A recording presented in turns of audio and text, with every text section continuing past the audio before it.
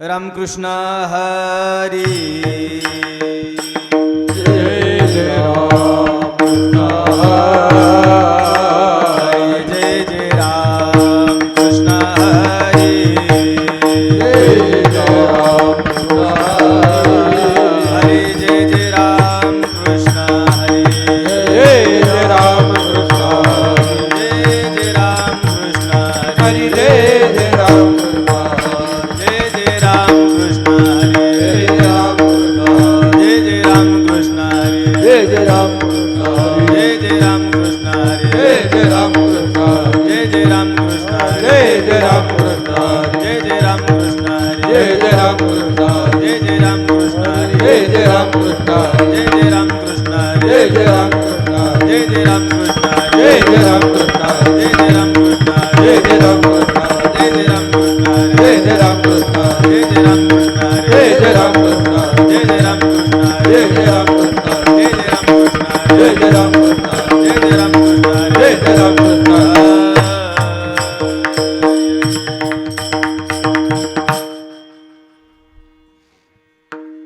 रूप पाहता लोचनी सुख झाले ओ साजनी तो हा विठ्ठल बरवा तो हा माधव बरवा तो हा माधव बरवा तो हा माधव बरवा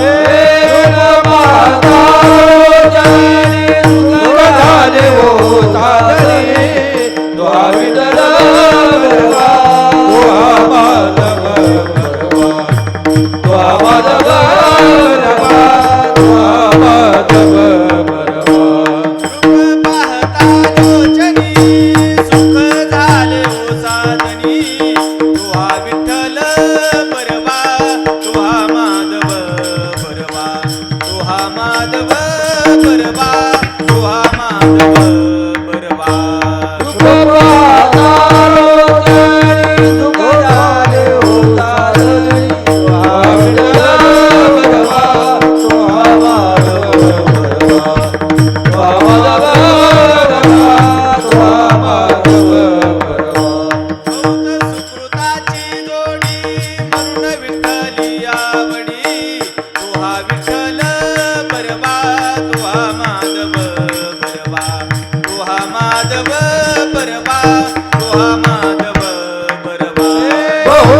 सुकृताची जोडी म्हणून विठ्ठली आवडी तो हा विठ्ठल बरवा तो हा माधव बरवा तो हा माधव बरवा तो हा माधव बरवा सर्व सुखाचे आगर पापर उमादेवीवर सर्व सुखाचे आगर पापर उमादेवीवर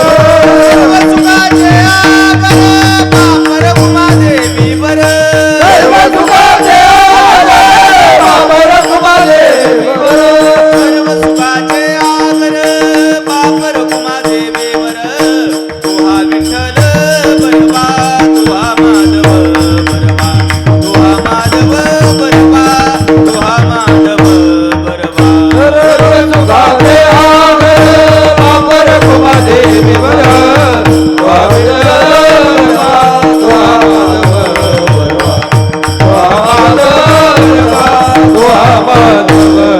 जय जय रामकृष्ण हरे जय जय रामकृष्ण जय जय रामकृष्ण हरे जय जय रामकृष्ण जय जय रामकृष्ण हरे जय जय रामकृष्ण जय जय रामकृष्ण हरे जय जय रामकृष्ण जय जय रामकृष्ण हरे जय जय रामकृष्ण जय जय रामकृष्ण हरे जय जय रामकृष्ण जय जय रामकृष्ण हरी जय जय रामकृष्ण हरी जय जय रामकृष्ण हरी जय जय राम जय जय रामकृष्ण हरी जय जय रामकृष्ण जय रामकृष्ण हरी जय जय राम जय जय राम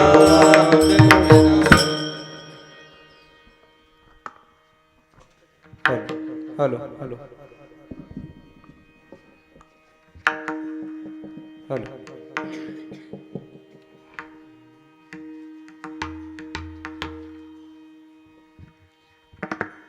श्री गुरु सारिखा असता पाठी राखा श्री गुरु सारिका पाठी राखा श्री गुरु सारिखा असता पाठी राखा श्री गुरु सारिका पाठी राखा इतरांचा लेखा कोण करे इतरांचा लेखा कोण करे इतरांचा लेखा कोण करे श्री गुरु सारिखा असता पाठी राखा श्री गुरु सारिका पाठी राखा गुरु सारिखा असता पाठी राखा गुरु सारिका पाठी राखा इतरांचा लेखा कोण करे इतरांचा लेखा कोण करे इतरांचा लेखा कोण करे राजयाची कांता काय भीक मागे राजयाची कांता काय भीक मागे राजयाची कांता काय भीक मागे राजयाची कांता काय भीक मागे मनाची जोगी सिद्धी पावे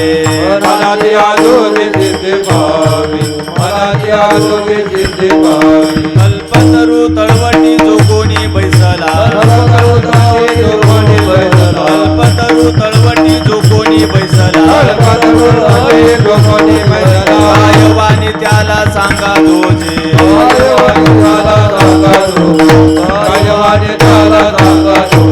श्री गुरु सारिका असता पाठी राखा श्री गुरु सारिका असता पाठी राखा इतरांचा लेखा कोण करे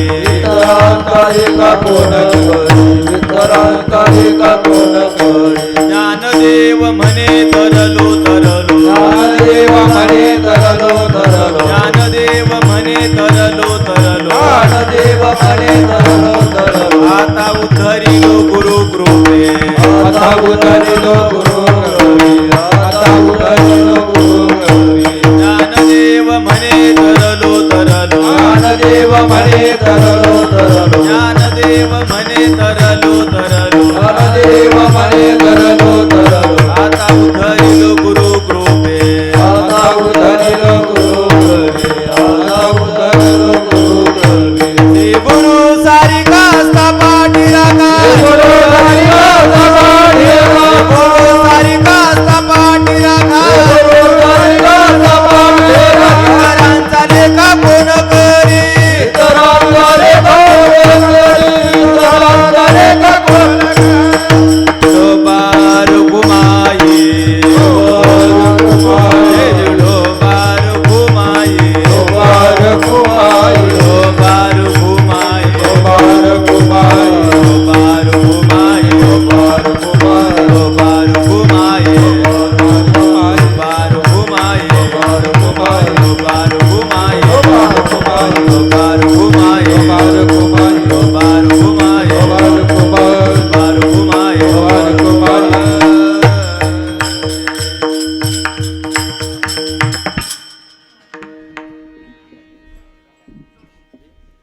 हॅलो महाराजांचा ड्रायव्हर गाडीकडे जावा म्हणून सांगितले खांदारे खांदारे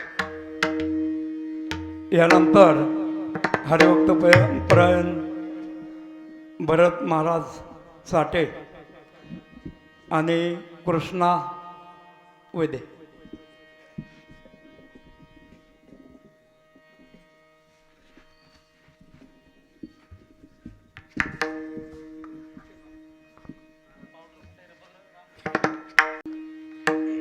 श्री गुरु सारिका असता पाठी राखा श्री गुरु सारिखा असता पाठी राखा इतरांचा लेखा कोण करी राजयाची कांता काय भीक मागे मनाची आजोगी सिद्धी पावे कल्पतरू तळवटी जो कोणी बैसला काय वाने त्याला सांगा जोजी श्री गुरु सारिका असता पाठी राखा इतरांचा लेखा कोण करी ज्ञानदेव म्हणे तरलो तरलो ज्ञानदेव म्हणे तरलो तरलो आता उद्धरिलो गुरुकृपे श्री गुरु सारिका असता पाठी राखा इतरांचा लेखा कोण करी पांडुरंगा करू प्रथम नमन पांडुरंगा करू प्रथम पांडुरंगा करू प्रथम पांडुरंगा करू प्रथम दुसरे चरण संताचे दुसरे चरण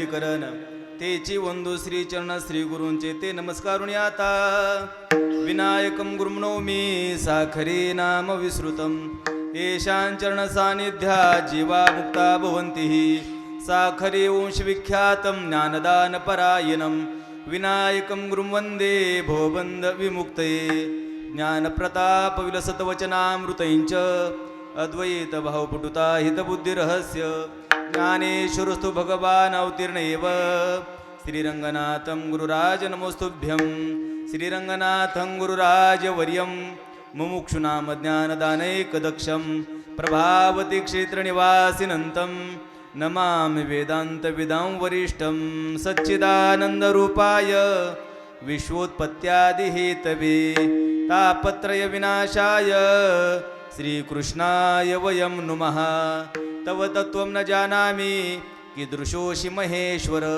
यादृशोऽसि महादेव तादृशाय नमो नमः ॐ नमो ज्ञानेश्वरा ॐ नमो ज्ञानेश्वरा ॐ नमो ज्ञानेश्वरा ॐ नमो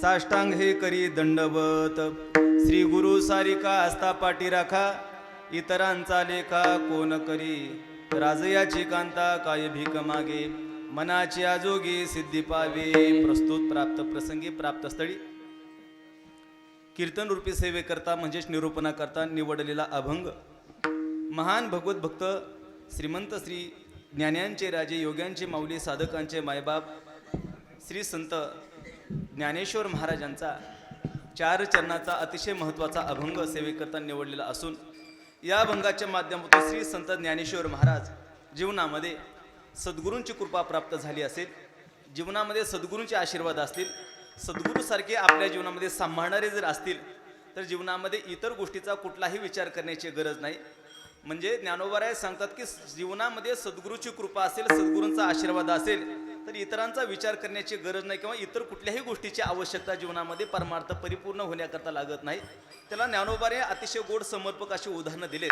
उदाहरण दिलं की राजयाची कांता काय भीक मागे मनाची जोगी सिद्धी पावे. ज्याप्रमाणे राजाची राणी असते, तिला पाहिजे ते सगळ्या गोष्टी मिळत असतात, तिला कोणाकडे काहीतरी मागायची अपेक्षा शिल्लक राहत नसते का, ती राजाची राणी असते. तसंच श्रीगुरूंचा जो सदभक्त असतो, श्रीगुरूंचा जो कृपांकित साधक असतो, त्याच्या जीवनामध्ये त्याला कुणाला काही मागायची गरज नाही का सद्गुरू त्याची पाठीराखी असतात. ज्ञानोबाने दुसरं उदाहरण दिलं, कल्पवृक्षाखाली जो बसलाय तो कल्पवृक्षाखाली बसला त्याला कल्पिले ज्याच्या सगळ्या गोष्टी सगळ्या मिळू शकतात. तसं सद्गुरूंचं सान्निध्य ज्याला मिळालं, सद्गुरूंची कृपा जीवनामध्ये मिळाली, त्याच्या जीवनामध्ये जे जे कल्पना केले ते सगळं मिळण्याचं सामर्थ्य सद्गुरूंच्या कृपेमध्ये आहे. आणि मग शेवटी ज्ञानोबारे स्वतःचा अनुभव सांगतात की ज्ञानेश्वर महाराज सांगतात की ज्ञानदेव म्हणे तरलो तरलो, आम्ही उद्धरून गेलो तरुण गेलो, आता उद्धरिलो गुरुकृपे, आम्ही उद्धरून गेलो, आम्ही तरलो या संसार समुद्रातून, या जन्ममरणातून तरुण गेलो, पण कशामुळे तरलो?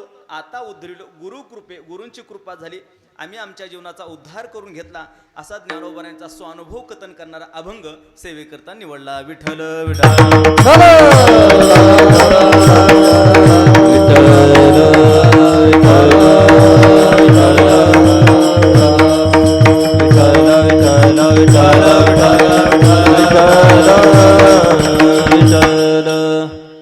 प्रस्तुत प्रसंगी अभंगावरती विस्तारित रूपाने चिंतन करण्यापूर्वी अल्पसा पर्याय असा, आज या ठिकाणी जे कीर्तन सेवेचं निमित्त आहे सर्वाला ज्ञातच आहे. परमपूज्य आदरणीय श्री गुरु दादा यांचं वैकुंठ गमन भगवत स्वरूपाशी एकरूप झाले आणि त्यानिमित्तानं पाठीमागच्याच आठवड्यामध्ये सप्ताह झाला, पण तो सप्ताह झाल्याच्यानंतर परत एवढ्या लवकर दादांच्याच निमित्ताने कीर्तन करावं लागेल असं तरी वाटलं नव्हतं. परंतु दादाने सप्ताहाचाच औचित्य पर्वकाळ साधला आणि त्यानिमित्तानं दादांचं या लोकातून शरीर रूपाने जाणं झालं.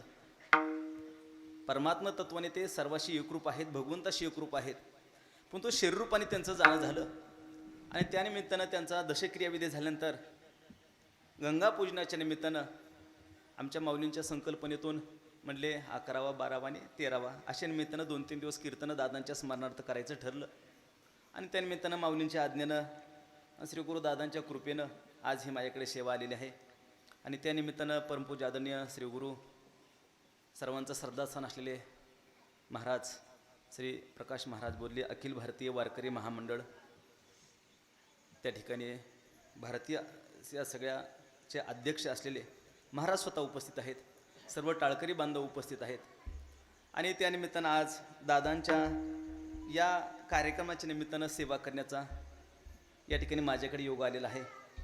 31 तारखेला कीर्तन करून गेलो. दादा अशीच इथं बसले होते खुर्चीवर. कीर्तनाला येताना दादांना म्हटलो, दादा येऊ नका कीर्तनाला, तब्येत वगैरे तुमची जरा नाजूक आहे, जास्त जागरण, जास्त फिरणं, जास्त ताण घेऊ नका, कशाला येता कीर्तनाला? दादा म्हणले, देह जाऊ आत्वा राहू, नुसतं म्हणायचंच का म्हटले.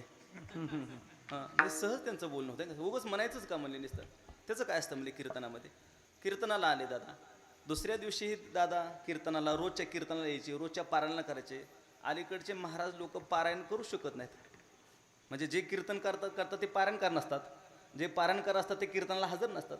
पण श्री गुरु दादा त्या ठिकाणी सगळ्यांचं श्रद्धास्थान असताना त्या ठिकाणी ज्ञानेश्वरीचं पारायण करायचे. त्या ठिकाणी कुणाचंही कीर्तन असू द्या, कीर्तनाला स्वतः उपस्थित राहायचे. नवे दादा प्रवचनाला सुद्धा थांबायचे. अलीकडे प्रवचनाला तर सामान्य माणसं सुद्धा थांबायला तयार नाहीत, का त्यांना वाटतं प्रवचन करायपेक्षा आम्ही सुद्धा शहाणे आहेत, म्हणजे अशी परिस्थिती निर्माण झाली, म्हणजे ऐकायची मानसिकता राहिली नाही. पण श्री गुरु दादा आमच्या साकत गावात सुद्धा 7 दिवस आणि प्रवचनाला थांबणार, गाता भजनाला बी येणार, त्या ठिकाणी ज्ञानेश्वरी पारायण करणार, कीर्तनाला उपस्थित राहणार.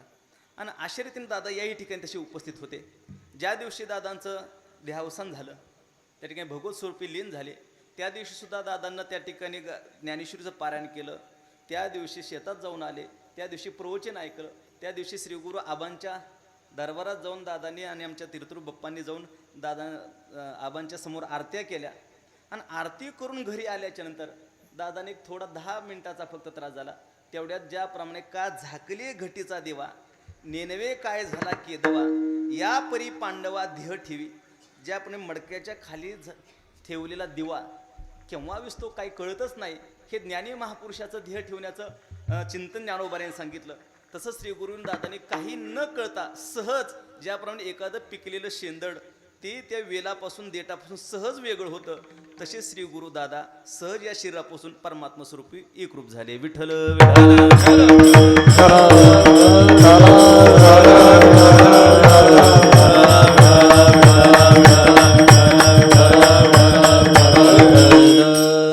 असे श्री गुरुदादांच्या बद्दल बोलायचं झालं तर पुष्कळ बोलण्यासारखं आहे. पुष्कळ म्हणजे अनेकांना अनुभव आहेत. आमच्या साकत गावाला तर फार मोठा अनुभव दादांचा आहे. अनेक प्रसंग दादांच्या जीवनामध्ये. ज्या दिवशी दादांचा अंत्यविधी झाला त्या दिवशी सुद्धा मला माऊलीने सांगितलं की रात्री 6च्या दरम्यान 2 तास चांगला धो धो पाऊस पडला. आणि दुपारी अंत्यविधी झालता. काय झालं असं वाटलं, पण सकाळी पाहिलं तर तो तसाच विस्तव होता, त्याला काही स्पर्श झाला नव्हता पावसाचा. अशा प्रकारचं सामर्थ्य श्री गुरुदादांचं होतं, हे सामर्थ्य दादांचं होतं. आणि आजही सांगितलं माऊलीन मला आणखीन, ऐक नाही, की ज्याप्रमाणे श्री गुरु आबांचं श्रद्धास्थान आपल्या सर्वांना अधिष्ठान आबा आहे, श्री गुरु रामचंद्र आबा बोधले महाराज. त्यांच्या अंत्यविधीच्या नंतर त्यांच्या रक्षा सावरण्याकरता स्वतः हनुमंतराय वानर वेशामध्ये आले होते. स्वतः हनुमंतराय वानर वेशामध्ये आले होते. तसं जसं दादा गेले तसे गावामध्ये 2 वानर येऊन थांबलेले आहेत, ऐक नाही. ते 2 वानर आबांच्या समाधीपाशी थांबतात, इकडे गावात फिरतात. अशा प्रकारचं तेच त्या ठिकाणी हनुमंतराय स्वतः दादांच्या या कार्यक्रमासाठी आल्यासारखं ती एक प्रचिती या निमित्तानं दादाची आपल्याला अनुभवायला भेटते. असे अनेक प्रसंग श्री गुरु दादांच्या सानिध्यामध्ये अनेकांना अनुभवायला भेटतात. आणि दादांचं साधुत्व हे सहज साधुत्व होतं. म्हणजे एखाद्याला आपल्या ठिकाणी पारमार्थिक साधना करत असताना सुद्धा साधना करून करून करून तिथपर्यंत साधुत्वापर्यंत जावं लागतं, ऐका नाही. काही काही असं असतंय, पण तो श्री गुरुदादांचं करून तिथं गेलो अशा प्रकारचा हावभाव नव्हता, आटापिटा दिसत नव्हता, पण तो सहज साधुत्व ज्याला म्हणतात, असं सहज साधुत्व, सहज संतत्व श्री गुरुदादांच्या जीवनामध्ये होतं. विठ्ठल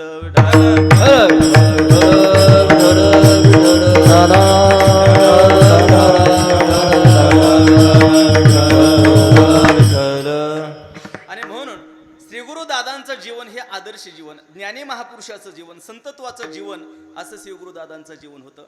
आणि ते आमच्या गावाने आम्ही भरपूर चांगल्या रीतीने जास्तीत जास्त अनुभवलं. अशा श्री गुरुदादांचं या ठिकाणी आपण त्या निमित्तानं आपण या ठिकाणी उपस्थित, त्या निमित्तानं आमचे अभंग महाराज, आमचे परमेश्वर महाराज या ठिकाणी परिसरातले सगळे उपस्थित आहेत. यांनी सुद्धा दादांचा अनुभव घेतला की दादांचं जीवन असं होतं, कधी कुणाची निंदा नाही, कधी कुणाचा द्वेष नाही, कशाचंही नाही. ज्याप्रमाणे भगवान श्रीकृष्ण परमात्म्याने अर्जुनाला भगवत भक्ताची लक्षणं सांगितली, कशी समशत्रौच मित्रेच तथा मानापमानयो हो. शत्रू आणि मित्र सारखेच, मान आणि अपमान सारखेच, तुल्य निंदा स्तुती मौनी संतुष्टो येन केनचित. निंदा स्तुती सारखीच, ऐक नाही, आहे त्या परिस्थितीमध्ये समाधानी. गुरुजींच्या भाषेमध्ये सांगायचं झालं, गुरु रंगनाथ महाराज प्रबंधकर गुरुजीच्या भाषेत सांगायचं झालं, दादांचं जीवन असं होतं, ज्ञानी महापुरुषाचं जीवन असं असतंय, मागचं स्मरण नसतंय आणि पुढचं चिंतन नसतंय. वर्तमान काळात जे राहत असतात ते ज्ञानी असतात. श्री गुरुदादांचं जीवन असं होतं, मागचं कधी स्मरण नाही, मागं असं झालं तसं झालं, मागचं कधी त्यांनी स्मरण केलं नाही. आणि सांसारिक जीवनामध्ये एखादा आपण संकल्प करतो, मला यावर्षी गाडी घ्यायची, यावर्षी घर बांधायचं, यावर्षी करायचंय, अशा प्रकारचं पुढलं व्यावहारिक जीवनातलं पुढला कधी त्यांनी संकल्प केलाच नाही, पुढलं कधी चिंतन केलंच नाही. मागचं स्मरण नाही, पुढचं चिंतन नाही, फक्त वर्तमान काळात जे राहत असतात त्यांना जगामध्ये साधू म्हणत असतात. विठ्ठल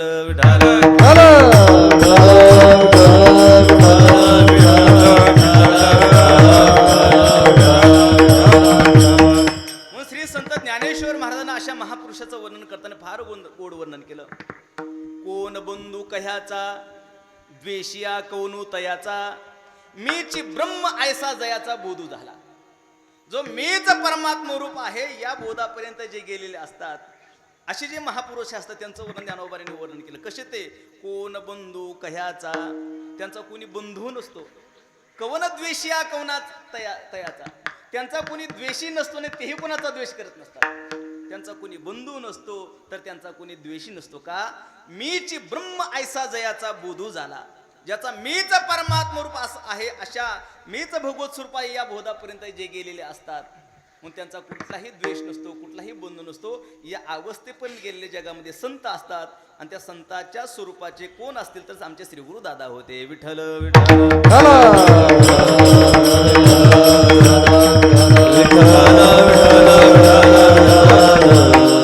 त्यांचीही सेवा आहे, त्यांचीही सेवा आहे.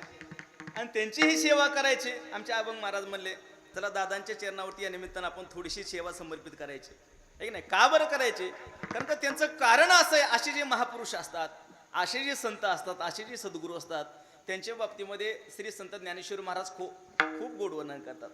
कसे असतात संत, जयाचे नाव तीर्थ राहो, दर्शने प्रशस्तीसी ठाओ, जयाचे संगे ब्रह्मभाव भ्रांतासहित. ज्ञानोबराय मूर्तिमंत दादाचंच वर्णन करतात म्हणलं तर काय हरकत नाही. काय संतांचं वर्णन, काय श्री गुरूचं वर्णन, जयाचे नाव तीर्थ राहो. सगळ्या तीर्थाचे राजे म्हणजे सगळ्या तीर्थ केल्यासारखं जीवनामध्ये घडतं ज्यांचं फक्त नामस्मरण आपल्याला घडलं तर.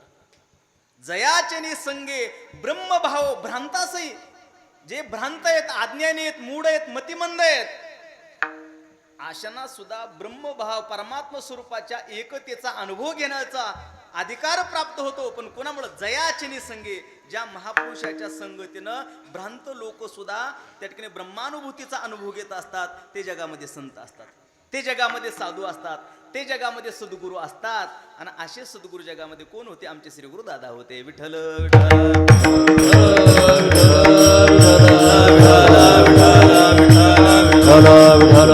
किती मोठा अधिकार असतो साधूंचा, किती मोठं श्रेष्ठत्व असतं श्री गुरूंचं. श्री संत ज्ञानोबाराय फार गोड वर्णन करतात. आज म्हणजे श्री संत ज्ञानोबारायांची ज्ञानेश्वरी जयंती. दादाने किती पर्वकाळ सांगितलेत महाराज, किती पर्वकाळ सांगितले. दादांचं देहावसान दशमीला आहे, दादांचा अंत्यविधी एकादशीला आहे, दादाचं सावडायचं द्वादशीला आहे. दशमी, एकादशी, द्वादशी तिन्ही तिथ्या दादांनी साधल्या आहे का नाही. आज ज्ञानेश्वरीची जयंती आहे. आज त्याच्या दादाच्या 13 दिवसाच्या पर्वकाळात ज्ञानेश्वरी जयंती आली आहे का नाही. एवढा पर्वकाळ दादांनी साधले जीवनामध्ये. आज ज्ञानेश्वरी जयंती आहे की नाही. ज्ञानोबारे अशा महापुरुषाचं वर्णन करताना वर्णन करतात. काय संत आहेत, काय सद्गुरू असतात, का पण त्यांची सेवा करायची. विपाये जरी आठवला चित्ता, तरी दे आपुली योग्यता. हे असो तया ते प्रशंसिता लाभुआती. श्री संत ज्ञानेश्वर महाराज सांगतात, चुकून जरी आपल्याला त्यांचं थोडंसं स्मरण घडलं, चुकून हे की नाही स्मरण घडलं, त्यांचं आपलं नामचिंतन घडलं, त्यांचं आठवण झाली आम्हाला, विपाय जरी आठवला चित्ता, तरी त्यांच्याकडे सामर्थ्य एवढे किती. तरी दे आपुली योग्यता. आपल्या योग्यते इतकं करण्याचं सामर्थ्य त्यांच्याकडे, फक्त आपल्याला त्यांचं थोडंसं स्मरण झालं तरी. आणि हे असो तया ते प्रशंसिता लाभुआते. त्यांचं जर आमच्याकडून प्रशंसा घडली, त्यांचं चिंतन घडलं, त्यांचं वर्णन घडलं, तर किती लाभ होईल त्या लाभाची गणती सुद्धा करणार नाही. एवढं सामर्थ्य सद्गुरूंच्या वर्णनामध्ये असतं. विठ्ठल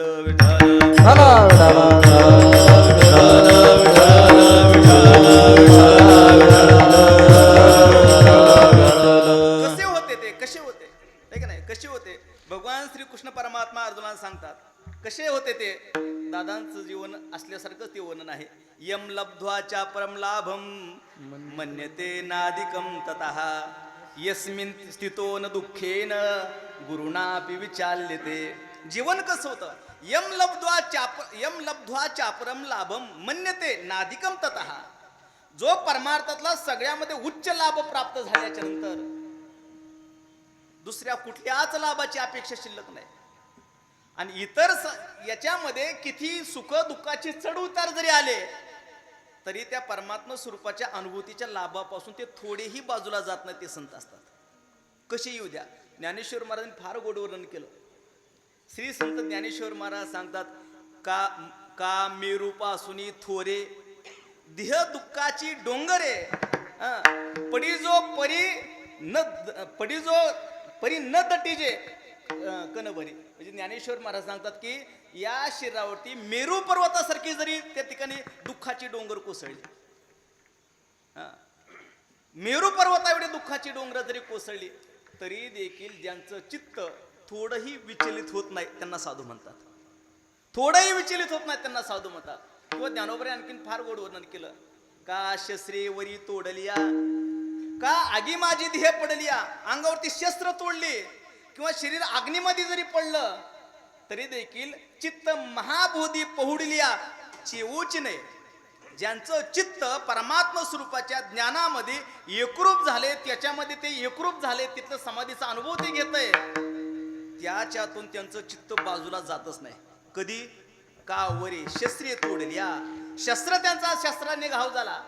का शरीर अग्नीमध्ये जरी पडलं, तरी देखील ज्यांचं चित्त परमात्मा स्वरूपाच्या ज्ञानातून थोडंही बाजूला सरकत नाही ना, त्याला जगामध्ये साधू म्हणत असतात. विठ्ठल विठ्ठल.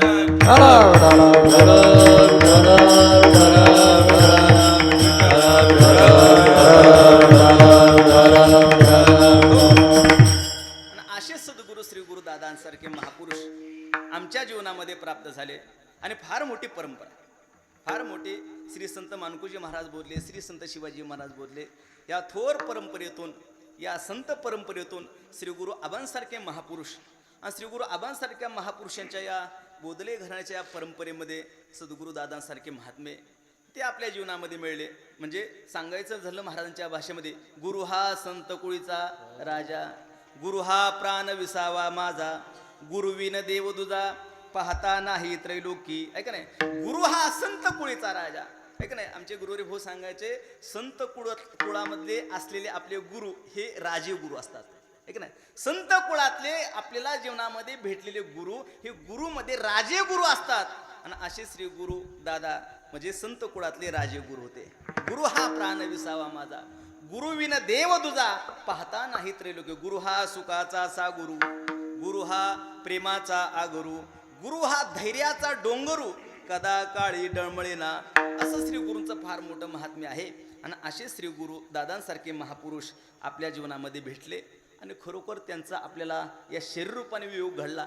तसं आत्मतत्वाने परमात्मा तत्वाने मरण नावाची गोष्टच नाही. तुकोबराय सांगतात, जीव न देखे मरण. ऐक नाही, जीव मरण पाहतच नाही, पण तो आपण त्यांना म्हणतो ते शरीर दृष्टीने फक्त आपल्यापासून वेगळे झाले. ते आत्मतत्वाने चैतन्य रूपाने परमात्मा स्वरूपाशी एक आहे. त्यांची कृपा आपल्या जीवनामध्ये आहे. हे आपल्यासाठी ते आहेतच. आहे का नाही? आमचे गुरुरे भाऊ सांगायचे गुरुजींच्या भाषेमध्ये, गुरुजी म्हणायचे, जीव हा परमात्म्याचाच अंश आहे आणि परमात्म्याचा अंश असल्यामुळं तो तिथून आलेला असल्यामुळं तो तिथंच जातो. तिथूच जातं का? तो तिथला असल्यामुळे तिथं जातो. परमात्म्याशी जी एकरूप होतो तो मरत नाही, कुठं जात नाही. कशाप्रमाणे तिने उदाहरण सांगायचे गुरुजी. गुरुजी म्हणायचे, स्वप्नात आलेली बाई, स्वप्नात आलेली बाई जाग झाल्यावर कुठं जाते? का पुरुष रूपच होते, ती पुरुष रूपच होते. तसा हा जीव गेला म्हणजे कुठं जातो? का परमात्म्याशी एकरूप होतो. तर तो परमात्म्याशी एकरूप होतो का? तो तिथूनच आलता. त्याला तिथंच गुरुजी एक उदाहरण सांगायचे, स्वप्नात आलेली बाई कुठून आली होती? का पुरुषच बाईरूप झालता?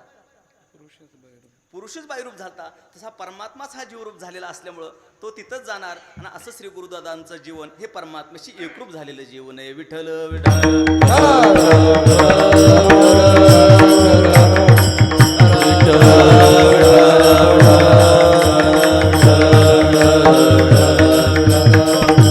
अशा महापुरुषांचं जीवन पाहिल्याच्या नंतर, अशा साधुत्वाचं जीवन पाहिल्याच्या नंतर असं ज्ञानोबाने म्हणजे फार वर्णन केलं. कोणाचं? योगभ्रष्ट महात्म्याचं वर्णन केलं. भगवद्गीतेमध्ये भगवान श्रीकृष्ण परमात्म्याने सांगितलं, अर्जुनाने प्रश्न केला देवाला, देवा, एखादा महात्मा आहे, भगवत प्राप्तीची साधना करतोय आणि साधना करत असताना योगायोगानं भगवत प्राप्ती झाली नाही, पण आयुष्य संपलं. आयुष्य संपलं, तिची काय गती होती? अर्जुनाचा प्रश्न आहे. साधना चालू होती, भगवंताचा साक्षात्कार करण्याच्या दृष्टीने साधना चालू होती, पण ती साधना चालू असतानाच आयुष्य संपलं, भगवंताचा साक्षात्कार झाला नाही. त्याची काय गती होती? भगवान श्रीकृष्णाने अर्जुना सांगितलं, अर्जुना, असा जो महापुरुष असतात ना, त्यांची गती पुढली काय होती? सुचिनाम श्रीमताम गेहे योग भ्रष्टो विजायते. पवित्र आणि श्रीमंत कुळामध्ये त्यांचा पुढला जन्म होत असतो. आणि पवित्र आणि श्रीमंत कुळामध्ये जन्म झाल्याच्या नंतर मग नंतर जीवन कसं असतं त्यांचं, ज्ञानोबाने फार गोड वर्णन केलं. ते जीवन म्हणजे दादांचं आहे. काय जीवन असतं ते? मोटकी देहाकृती उमटे आणि निज ज्ञानाची पहाट फुटे, सूर्यापुढे प्रगटे प्रकाश उजायचे. श्री संत ज्ञानोबराय सांगतात, मग मात्र त्यांचं जीवन असं असतं, मोटकी देहाकृती उमटे. फक्त पाहण्यापुरती देहाची आकृती निर्माण होते त्यांची. देहाची आकृती निर्माण नव्याने होण्याच्या अगोदरच त्यांना ज्ञानाची प्राप्ती झालेली असते.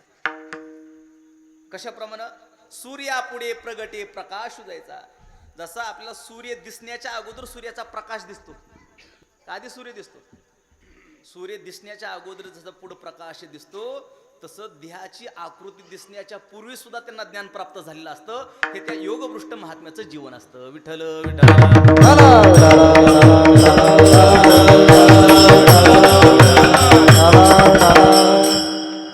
फार गोड वर्णन करतात ज्ञानोबराय. आज ज्ञानेश्वर जयंती, त्यामुळे ओव्या सांगतात. एक नाही, श्री संत ज्ञानेश्वर महाराज गोड वर्णन करतात की, तैशी दशेची वाट न पाहता, वैशेची या गावा न येता, बालपणीच सर्वज्ञता वरीत येते. तैशी दशेची वाट न पाहता, कुठली तरी दशा आल्यानंतर ज्ञान प्राप्त होईल अशी दशेची वाट पाहावं लागत नाही अशा महापुरुषांना. वैसेची या गावात येता, कुठलं तरी योग्य वय आलं पाहिजे, कुठतरी गेलं पाहिजे, मग घडलं पाहिजे, अशी सुद्धा वाट पाहिजे गरज ना त्याला. अशा महापुरुषांचं जीवन असं असतं. भगवान श्रीकृष्ण सांगतात आणि अर्जुनाला सांगतात आणि ज्ञानोबराय सुद्धा सांगतात, बालपणीच सर्वज्ञता वरित आहे. त्यांना बालपणातच सर्वज्ञता प्राप्त झालेली असते. पण तुम्ही म्हणताना आम्हाला तर तसं दाखवत नव्हते दादा कधी, दाखवत नव्हते दादा कधी. हो, हे सुद्धा महापुरुषाचंच लक्षण आहे का नाही. भगवद्गीतेमध्ये जी ज्ञानी महापुरुषाची 18 लक्षणं सांगितली, त्या 18 लक्षणामध्ये अमानित्व, मदंभित्व, महिंसा, क्षांतिरार्जवम, आचार्योपासनम, शौचम या 13व्या अध्यायामध्ये श्लोकावरती चिंतन करत असताना महापुरुषाचं जीवन कसं असतं. अमानित्व, आथिलेची गुणवानिता, मान्यपणे मानिता, योग्यतेचे येता रूपांगा. असलेल्या गुणाचं वर्णन केलं, आम्हाला नसलेल्या गुणाचं वर्णन करावं वाटतं लोकांनी. महापुरुषाचं जीवन काय, त्यांच्याकडे असलेल्याच गुणाचं जरी वर्णन केलं तर ते असे गजबजून जातात, घाबरल्यासारखे होतात. कसे, ज्ञानोबाने फार गोड वर्णन केलं. ते गजबजवलो आगे कैसा, व्यादे रुंदला मृगू जैसा, का बाही तरता वळसा दाटीला जे. असलेल्या गुणाचं जरी एखादा त्यांचं गुणाचं वर्णन करायला लागला तर ते गजबजतात, ते घाबरल्यासारखे होतात. कशाप्रमाणे, एकाने ज्याप्रमाणे पारद्यानं जर एखाद्या हरणाला बाण मारला तर तो जसा तरपडतो, कासावीस होतो ना, किंवा एखादा समुद्रात पडला तर बुडायच्या भीतीने जसा घाबरल्यासारखं होतो ना, तसे महापुरुष त्यांच्या असलेल्या गुणाचं जरी एखादा कोणी वर्णन करायला लागला तर ते गजबजून जातात. आम्हाला नसलेल्या गुणाचं आरोप करून कोणीतरी वर्णन करावं वाटतं. आणि दादांचं जीवन होतं, असलेल्या गुणाचं वर्णन केलं तरी लांब होते, स्वतःचं तर दाखवायच लांब होतं.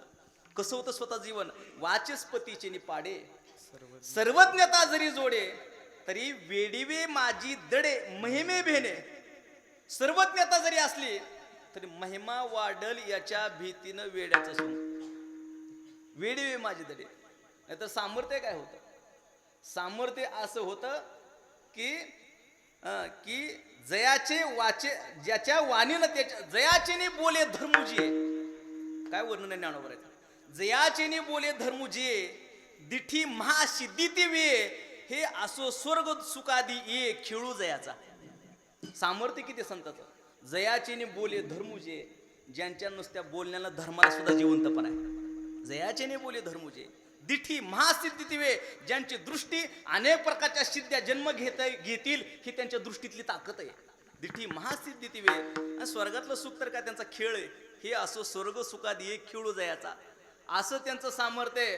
पण वेडेवे माझी दडे, वेडेपणाचं सोंग घेऊन राहणारे सुद्धा महापुरुष असतात. विठ्ठल विठ्ठल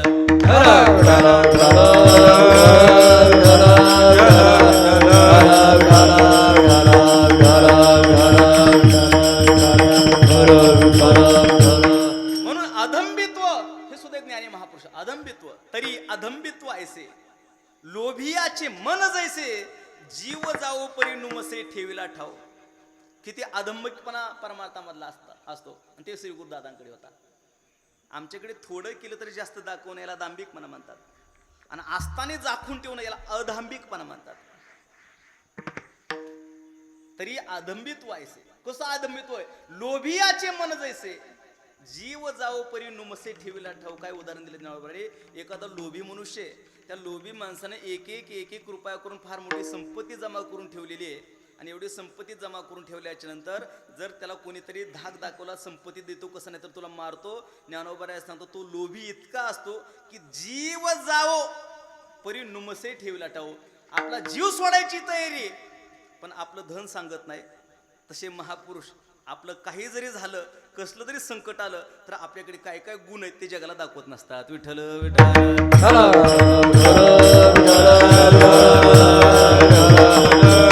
ज्ञानोबरांच्या सिद्धांताची ओळी सांगितली. तया परी किरीटी पडिलिया प्राण संकटी, परी सुकृतन प्रगटी अंगे बोले. प्राणात जाणे इतकं संकट आलं तर स्वतः काय सुकृत केले, काय पुण्य केले, काय गुण आहेत आमच्याकडे ते दाखवायला तयार नाहीत. दाखवायला तयार नाहीत का. कशाप्रमाणे ज्ञानोबराय त्याला फार उदाहरण देतात. आड्यू आतुडे आडवी, आड्यता जेवी हरवी, ना तरी कुळवधू लपवी अविवाते. आड्यू एखादा श्रीमंत मनुष्य, आणि श्रीमंत मनुष्य प्रवासाला जात असताना पुष्कळ त्याच्याकडे धन आहे, पण त्याला चोराने अडवलं. मला सांगा बसले, चोराने अडवल्यावर तुम्ही तुमची श्रीमती दाखवता का झाकून ठेवता. हा, दाखवतो काय. आणखीन खिशात 2 अंगठे आहेत, 2 अंगठे आहेत. हा? आणखीन थोडं गाडीत मागे डिकीत काय बंडल आहेत हा? ज्याप्रमाणे चोराने आडवल्यावर श्रीमंत मनुष्य आपली श्रीमंती झाकून ठेवतो ना, तसे संत महात्मे आपल्या ठिकाणी असलेले जगात प्रसिद्ध होण्यासारखे गुण असतात ना, असे संत महात्मे ते गुण झाकून ठेवत असतात. कशाप्रमाणे? नाना कृषिवळू आपुले झाक पेरिले झाकवी पेरिले. ज्याप्रमाणे शेतकरी शेतामध्ये बीज पेरलेलं झाकून ठेवतो का उघडं ठेवतो? होय, झाकून ठेवतो. उघडं ठेवलं शेतकरी म्हणून का कोणी त्याला? हा, उघडं ठेवलं ते उगवल तरी का? उघडं ठेवलं उगवत नाही, झाकून ठेवतो. तसे संत आपले काही गुण जगामध्ये लोकमान्य होणारे गुण झाकून ठेवतात, आहे का नाही? आणि म्हणून त्याच्याकडे ते गुण नसतात असं नाही, आहे का नाही? देहभोगाकडे पाहता कृपण व आवडी ज्ञानोबऱ्या सांग. शरीर भोगाकडे पाहिलं तर एखादा कृपण मनुष्य बरा वाटावा असं त्यांचं जीवन असतं. पण ज्यावेळेस धर्म करायचा प्रसंग येतो ना, त्यावेळेस ते कृपण नसतात. मग कसे असतात? धर्माविषयी थोडे भाऊ न म्हणे. धर्म करण्याविषयी मग मात्र थोडे जास्त म्हणत नाहीत. मोकळ्या हाताने धर्म करतात. ते एवढा मोकळ्या हाताने धर्म करतात की दान धर्म करायच्या टायमाला त्यांची स्पर्धा कुणाची असते? कल्पवृक्षावर स्पर्धा असते. दानी जया होड सुरतरुषी. दान करण्यामध्ये मात्र त्यांची स्पर्धा कल्पवृक्ष संगत आहे. आणि शरीर भोगाकडे पाहिलं तर कृपण आवडे असं जीवन आहे. असे जे संत असतात ते जगामध्ये आपल्याला मार्गदर्शन करत असतात. विठ्ठल विठ्ठल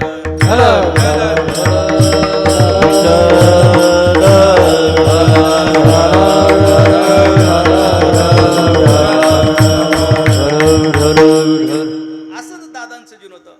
पूज्य गुरुवर्य महाराज या ठिकाणी समोर आहेत, हे का नाही? अरे महाराज दादांना आपले थोरले बंधू म्हणजे जसं श्री संत ज्ञानेश्वर महाराज निवृत्तीनाथ महाराजांना मानत होते तसं महाराजांचं जीवन होतं. कारण का मी आमच्या तीर्थरूप बाप्पाच्या मुखातून बरेच वेळेस ऐकलं, ज्यावेळेस महाराज यायचे इथं दादांच्या जवळ बसायचे त्यावेळेस आमचे बाप्पा म्हणायचे की निवृत्तीनाथ महाराज आणि ज्ञानेश्वर महाराज जवळजवळ बसल्यासारखे वाटतात म्हणायचे, हे का नाही? हां, हे का नाही? असं त्यांचं जीवन होतं. आज महाराजांच्या समोर माझं पहिल्यांदाच कीर्तन करायचा प्रसंग आहे की नाही? असं श्री गुरुदादांचं जीवन होतं. आणि म्हणून असे श्री गुरु आपल्या जीवनामध्ये असले पाहिजेत, संत भेटले पाहिजेत. आमचे गुरुवारी भाऊ एक वाक्य सांगायचे, ते म्हणायचे संसारिक जीवनामध्ये झालेले एखादं नुकसान आज नाही उद्या कशाने तरी भरून येऊ शकतं. संसारिक जीवनामध्ये झालेलं एखादं नुकसान आज नाही उद्या कशाने तरी भरून येऊ शकतं, पण तो गुरु करण्यात झालेली चूक कशानेच भरून येऊ शकत नाही. गुरु करण्यात झालेली चूक कशानेच भरून येऊ शकत नाही. म्हणून आपल्या जीवनामध्ये योग्य गुरु भेटले पाहिजे, जे श्रोत्रिय असतात, जे ब्रह्मनिष्ठ असतात, जे कृपाळू असतात. गुरुरे भाऊ या सगळ्या अंगाने आमचे गुरुरे भाऊ सांगायचे. आणि ते सगळीचे सगळे अंग आमच्या गुरुवारी दादांच्या सानिध्यामध्ये होते, दादांच्या जवळ होते. श्रोत्रिय अनेक शास्त्राचा अध्ययन. दादांना रोज सकाळी नित्यनेमामध्ये ज्ञानेश्वरी तर वाचायचे, पण ज्ञानेश्वरीबरोबर अनेक तत्वज्ञानाचे ग्रंथ वाचायचे. दादाकडे ब्रह्मसूत्र भाष्याचा ग्रंथ, दादा ब्रह्मसूत्र भाष्य पण वाचायचे, हे का नाही? अनेक तत्वज्ञानाचे ग्रंथ वाचायचे. मला कधी कधी सांगायचे तो ग्रंथ भेटतोय का, तो ग्रंथ भेटतोय का. फार अवघड ग्रंथाची नावं सांगायचे, तो भेटला तर बघा म्हणायचे, हे का नाही? म्हणजे दादांचं श्रोत्रिय होते, हे का नाही? ब्रह्मनिष्ठ श्री गुरु आबांचं ऐकलं, श्री गुरु गुरुजींचं ऐकलेलं दादांनी होतं म्हणून श्रोत्रिय होते. ब्रह्मनिष्ठ स्वतः त्या बोधावरती आरूढ होते, पूर्ण त्या ठिकाणी बोधावरती आरूढ होते. आणि म्हणून ते ब्रह्मनिष्ठ होते आणि कृपाळू होते. फार कृपा, एवढी कृपा, कृपा ते ऐसी पूर्ण चंद्रिका जैसी. ज्याप्रमाणे पौर्णिमेचा गोल चंद्र पूर्ण भरभरून असतो, तशी दादांची साधकावरती कृपा ही पूर्ण भरभरून कृपा होती. विठ्ठल विठ्ठल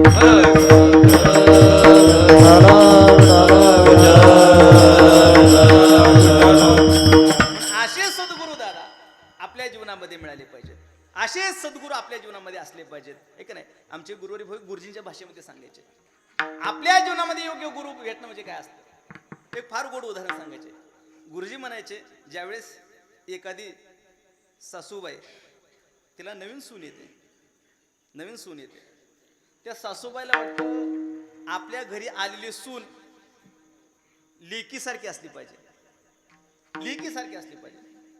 आणि त्या सुनाला वाटत असतं आपल्याला मिळणारी सासू ही आईसारखी असली पाहिजे. ज्यावेळेस ती सून असते त्यावेळेस तिला वाटतं सासू आईसारखी भेटली पाहिजे.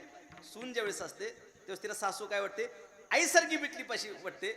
ज्यावेळेस तीच सून सासू होते त्यावेळेस तिला वाटतं आपल्याला सून मात्र लेकीसारखी भेटली पाहिजे.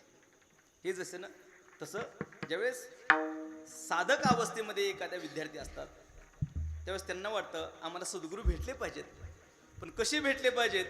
श्री गुरु दादांसारखे भेटले पाहिजेत, श्री गुरु भाऊंसारखे भेटले पाहिजेत, श्री गुरु गुरुनाम गुरु रंगनाथ महाराज प्रबंधकर गुरुजी सारखे भेटले पाहिजेत. म्हणजे साधक अवस्थेत असताना असे गुरु भेटले पाहिजेत. ज्यावेळेस गुरुपदावरती जात असतात ते साधक, गुरु दादांसारखे महात्मे ज्यावेळेस गुरु या अवस्थे पण देतात, तेव्हा त्यांना वाटतं की आपला साधक कसा भेटला पाहिजे, जिज्ञासू भेटला पाहिजे, उद्धाराची तळमळ असलेला भेटला पाहिजे. आणि अशा प्रकारचं ह्या गुरु आणि शिष्याची जोडी जमली, मग तिथं मात्र उद्धार सहज होत असतो. विठ्ठल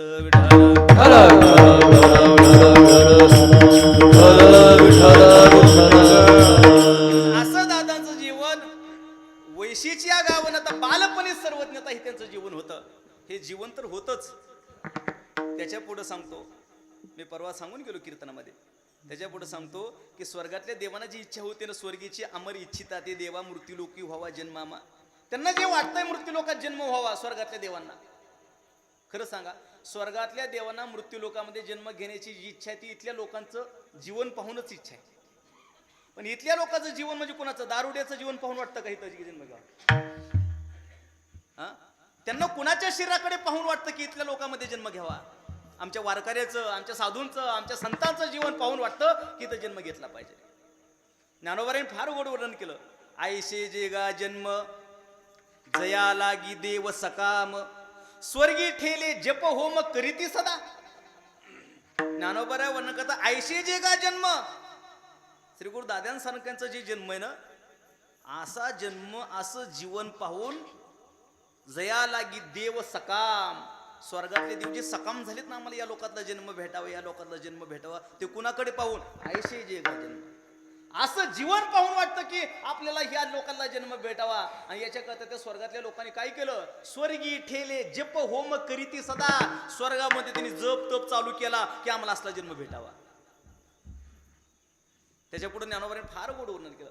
अमरी भाट होई जे आणि मृत्यू लोका ते वाणिजे, आयशे जन्म पारता गाजे ते तो पावे. काय जीवन आहे? अमरी भाट व्हायचे. स्वर्गातल्या देवाने भाट व्हायचं. भाट म्हणजे स्तुती पाठक. स्वर्गातल्या देवाने स्तुती पाठक व्हायचं, स्तुती करायचं, स्तुती करणारे व्हायचे देवाने. आणि कुणाचं वर्णन करणं? आणि मृत्यूलोकात ते वाणिजे, मृत्यूलोकातल्या लोकांचं वर्णन करायचं. मृत्यूलोकातल्या लोकांचं वर्णन कोणी? स्वर्गातल्या देवाने करायचं. मग कुणाचं? आयशे जन्म पारता गाजे, आयशे जन्म पार ते तो पावे कोण? योगभ्रष्ट महात्मा. आयशे जन्म, असे जन्म ते प्राप्त होत असतात. म्हणून असं श्री गुरूंचं दादांचं जीवन आहे. आणि त्या दादांची आपल्याला सेवा, सद्गुरूची सेवा घडली पाहिजे.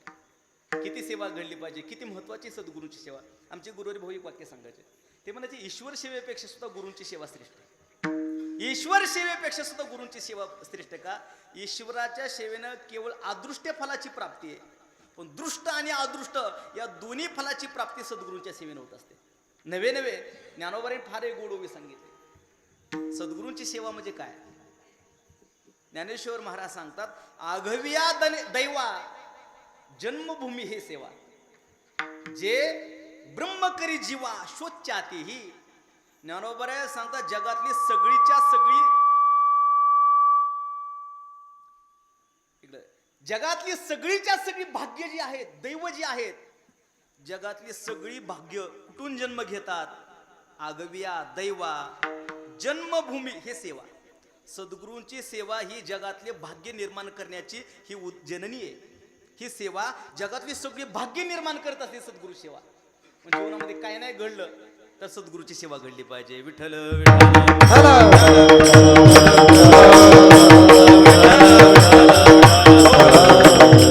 जगातली सगळीच्या सगळी भाग्य निर्माण करणारी सद्गुरूची सेवा असल्यामुळं श्री संत ज्ञानेश्वर महाराज सांगतात, माझ्या जीवनामध्ये कोण आहेत? सद्गुरू आहेत. आणि असे श्रीगुरू जर माझ्या जीवनामध्ये असतील तर इतरांचा विचार मला करण्याची काय आवश्यकता आहे? ज्ञानोबा अभंगाच्या पहिल्या चरणात श्री गुरु सारिका पाठी राखा, श्री गुरु सारिका अस्ता पाठी राखा, श्री गुरु सारिका अस्ता पाठी राखा, श्री गुरु सारिका श्री गुरु सारिका अस्ता पाठी राखा, श्री गुरु सारिका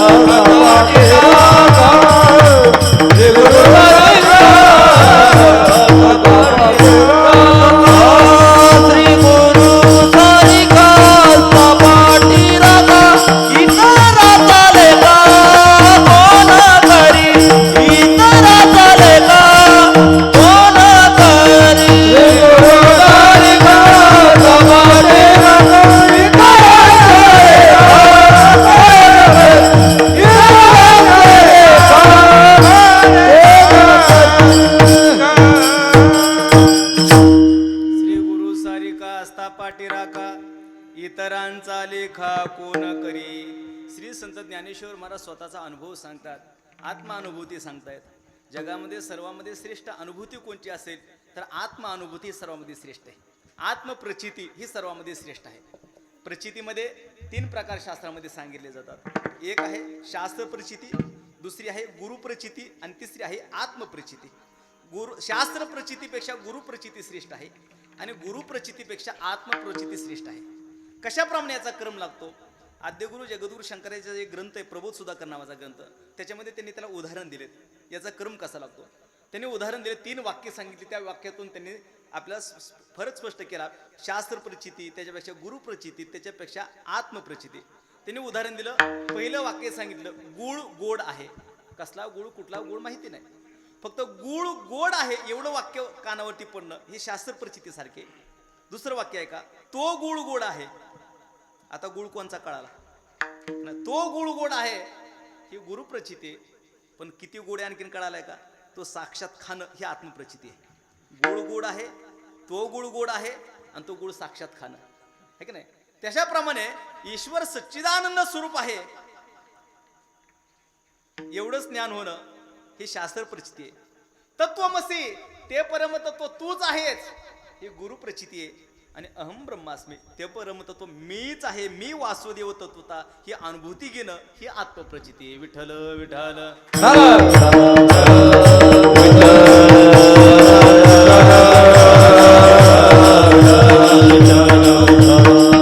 श्री संत ज्ञानोबराय गुरूंच्या सानिध्यात आलेली आत्मप्रचिती सांगतायत। ज्ञानोबरायांची गुरुभक्ती इतकी श्रेष्ठ आहे। ज्ञानेश्वरीमध्ये जर आपण चांगल्या रीतीने थोडं चिंतन करायला गेलो तर ठिकठिकाणी ज्ञानोबरायांची गुरुभक्ती आपल्याला अनुभवायला भेटते। ज्ञानोबराय सद्गुरू निवृत्तीनाथांच्या चरणावरती आपलं सर्वस्व समर्पित करतायत। ज्ञानेश्वर महाराज सांगतात, हे महान ग्रंथ, भगवद्गीतेसारखा महान ग्रंथ, त्याच्यावरती भाष्य करायचं इतकी सोपी गोष्ट नाही, इतकी सोपी गोष्ट नाही। किती गोष्ट अवघड आहे, ज्ञानोबरायाच्या मुखातूनच ऐका। पण हे श्रीगुरूंच्या कृपेनं हे सगळं झालं, मला शक्य म्हणतात। हे श्री गुरु सारिका आस्था पाटीराखा, हे शक्य नाही। भगवद्गीतेवरती भाष्य करणं म्हणजे किती अवघड आहे, ज्ञानोबरायाच्या मुखातून ऐका। ज्ञानोबराय सांगतात की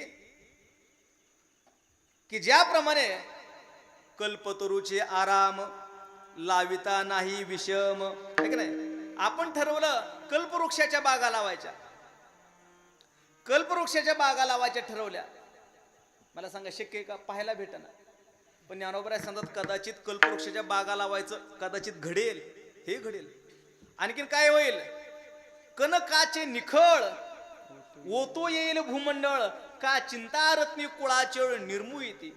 ज्ञानोबराय सांगतात कदाचित ठरवलं या संपूर्ण पृथ्वीला सोन्याचं पालीच द्यायचं, सोन्याचं पाणी खेळवायचं पृथ्वीवरती सगळ्या, शक्य का? आता तर शक्यच नाही, मंदिर आहे का नाही, शक्यच नाही। पण ज्ञानोबरावरती महाराज 11 किलोचा कळस बांधायचा ठरला तर लोकांनी 22 किलो सोनं दिलं, आहे का नाही। पण हे संपूर्ण पृथ्वीला जर सोन्याचा मुलामा करायचा ठरवला, पालीस फिरवायचं ठरवलं, शक्य आहे का? नाही। पण ज्ञानोबराय सांगतात कदाचित तेही घडेल, पण गीतेचा अर्थ करणं त्याच्यापेक्षा अवघड आहे। तेही घडेल का, कनकाचे निखळ ओतो येईल भूमंडळ, का चिंता रत्नी कुळाचळ निर्मू येते। कुंभार लोक ज्याप्रमाणे मडकी घडवतात ना, त्याप्रमाणे कुंभार लोकांनी ठरवलं आता मडकी घडायचे बंद, चिंतामणी तयार करायचे। काय करायचे? चिंतामणी। मला सांगा शक्य आहे का गोष्ट? ही गोष्ट शक्य नाही। पण ज्ञानोबराय सांगतात कदाचित हे घडेल, अशक्य गोष्टी घडतील, चिंतामणी पण घडतील।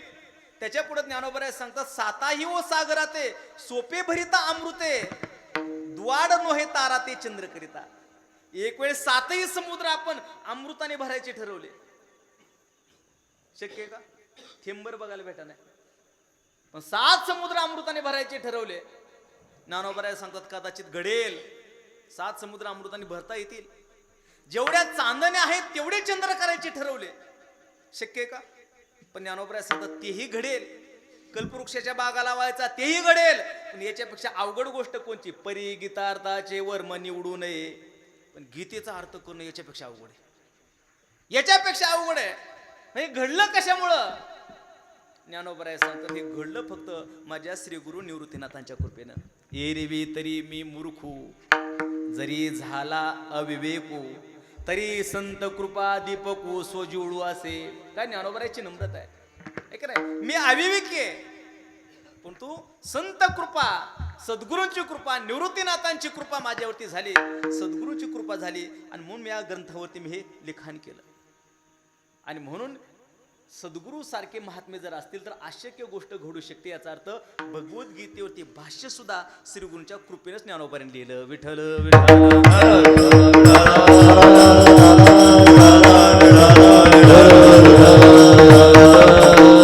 ज्ञानोबाने प्रत्येक अध्यायात श्रीगुरूंचं वर्णन केलं. ते 16व्या अध्यायात तर काय सुरुवातीला गोड वर्णन केलं ज्ञानोबाने. मावळवीत विश्वाभासू नवल उदयला चंडांशू अद्वयाब्जिनी विकासू वंदू आता. काय गोड वर्णन आहे का नाही? कसे श्रीगुरु माझ्या जीवनामध्ये श्रीगुरु प्राप्त झाले, कसे श्रीगुरु मावळवीत विश्वाभासू.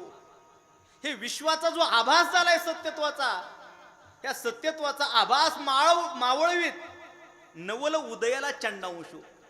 माझ्या जीवनामध्ये सद्गुरू भेटले. हे चंद्र सूर्य आहेत, सूर्य. पण कसे सूर्य? नवल, आश्चर्यकारक सूर्य आहेत, आश्चर्यकारक सूर्य आहेत. का बरं? त्याचं कारण असं आहे, व्यवहारातला सूर्य उदयाला आला तर जग दाखवतंय आणि सद्गुरू श्रीगुरु रूपी सद्गुरू आपल्या जीवनामध्ये उदयाला आलं तर जग संपवतंय. आपल्या जीवनामध्ये जग मावळवीत, जगाला मावळविणारे, जग मिथ्यात्व ठरवणे, हा संसार खोटा ठरवणारे अशा प्रकारचे सूर्य आमच्या जीवनामध्ये श्रीगुरु असतात. आणि म्हणून सांगितलं अद्वय आब्जिनी विकासू उंदू आता. ज्याप्रमाणे व्यवहारातला सूर्य उदयाला आला की कमळाची फुलं उमलतात, तसं आपल्या जीवनामध्ये सद्गुरूंची कृपा झाली, सद्गुरूंची भेट झाली की ज्ञानाचा, अद्वैत तत्वज्ञानाचा उदयरूपी कमल पुष्प आपल्या जीवनामध्ये उदयाला येत असतात. असे श्रीगुरु आपल्या जीवनामध्ये भेटले पाहिजेत. विठ्ठल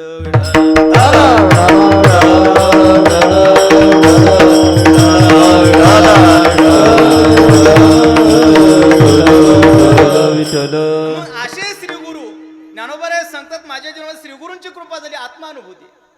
किती ज्ञानोबारांची अवस्था, किती सद्गुरूविषयी प्रेम आहे महाराज. अनेक ठिकाणी वर्णन पुष्कळ केलं. ज्यावेळेस श्री संत ज्ञानेश्वर महाराज समाधी घ्यायला निघाले, ठीक आहे नाही, सद्गुरू दादांनी भगवंताशी एकरूप झाले म्हणजे समाधीच घेतली भगवंताशी.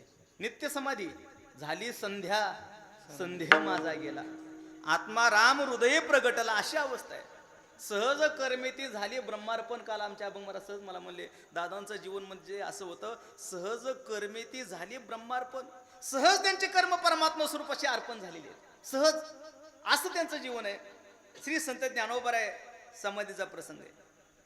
भगवान श्रीहरी परमात्मा, पांडुरंग परमात्मा आनंदी क्षेत्रामध्ये, नामदेव महाराज, अनेक संतांची मांदेळी तिथं जमलेली आहे. आणि अशा सर्व संत मांदेळीमध्ये श्री संत ज्ञानेश्वर महाराज समाधीसाठी निघाले. समाधीसाठी निघाल्यानंतर देवाच्याही डोळ्यामध्ये पाणी आलं आणि भगवंतानी ज्ञानोबरायचं वर्णन करावं रुक्मिणी आई साहेबापाशी. देव म्हणे रुक्मिणी हा एकची योगी देखिला नयनी, हेची ज्ञान संजीवनी जाण त्रैलोक्यासी. हा एकच महात्मा पाहिला, देवाच्या डोळ्यातून असलो, हा एकच योगी पाहिला, हा एकच महात्मा पाहिला. धन्य धन्य धरातळी जो याते दृष्टी निहाळी, तो वाहता येईल टाळी वैकुंठ भुवनासी. या पृथ्वीवरती तो धन्य आहे जो यांची यात्रा करेल, जो यांचं दर्शन करेल. असे ज्ञानोबा आहे समाधीसाठी निघाले. आणि निघाले जात असताना दशमी पासूनच ज्ञानोबा यांच्या सुद्धा उत्सवाचा आरंभ आहे. दादांचा पर्वकाळ दशमीचाच आहे, आमच्या गुरुरे भाऊंचा पर्वकाळ दशमीचाच आहे. आमचे गुरुरे भाऊ सुद्धा माघवद्य दशमी त्या दिवशी आमच्या गुरुरे भाऊनी देह ठेवला. दादांचा भाद्रपद शुद्ध दशमी त्या दिवशी दादांनी या ठिकाणी देह ठेवला, दशमीच आहे. आणि दादांच्या ह्याला वानर आले, श्री गुरु आबांच्या रक्षस आवडण्यासाठी वानर आले होते. आमचाही अनुभव असा एक घडला. आमच्या भाऊंच्या पुण्यतिथीचा फिरता नारळी सप्ताह असतो दरवर्षी, एका जिल्ह्यात लांब लांब जातो. एकदा जालना जिल्ह्यामध्ये रामनगरला होता सप्ताह. आणि जालना जिल्ह्यामध्ये रामनगरला सप्ताह असताना दुपारी गुरुवारी मारुती महाराज तुंतुणे शास्त्रींचं फुलाचं कीर्तन होतं, पुण्यतिथीच्या निमित्त कीर्तन होतं. पुष्कळ समाज होता, 15-20 हजार समाज असेल. आणि तेवढ्यामध्ये पुष्पवृष्टीचा अभंग झाला, फुलं टाकली. आणि फुलं टाकल्याच्यानंतर एवढ्या गर्दीमध्ये स्टेजवर टाळकरी होती, स्टेजवर कीर्तन होतं आणि बाकी सगळा समाज खाली होता. कुणालाच काय कळलं, एवढ्या गर्दीमध्ये एक वानर डायरेक्ट स्टेजवरती आलं. त्याने आल्या अगोदर पकवाजावरती बसलं नंतर चोपदाराच्या खांद्यावर बसलं आणि थेट ज्या खुर्चीवरती भाऊंचा फोटो ठेवला होता फुलं वाहण्याकरता त्या खुर्चीवर जाऊन बसलं आणि त्याच्या हाताने अशी फुलं वाहिली. म्हणजे वानर देवता येणं ही साक्षात हनुमंतरायाची साक्ष आहे. विठ्ठल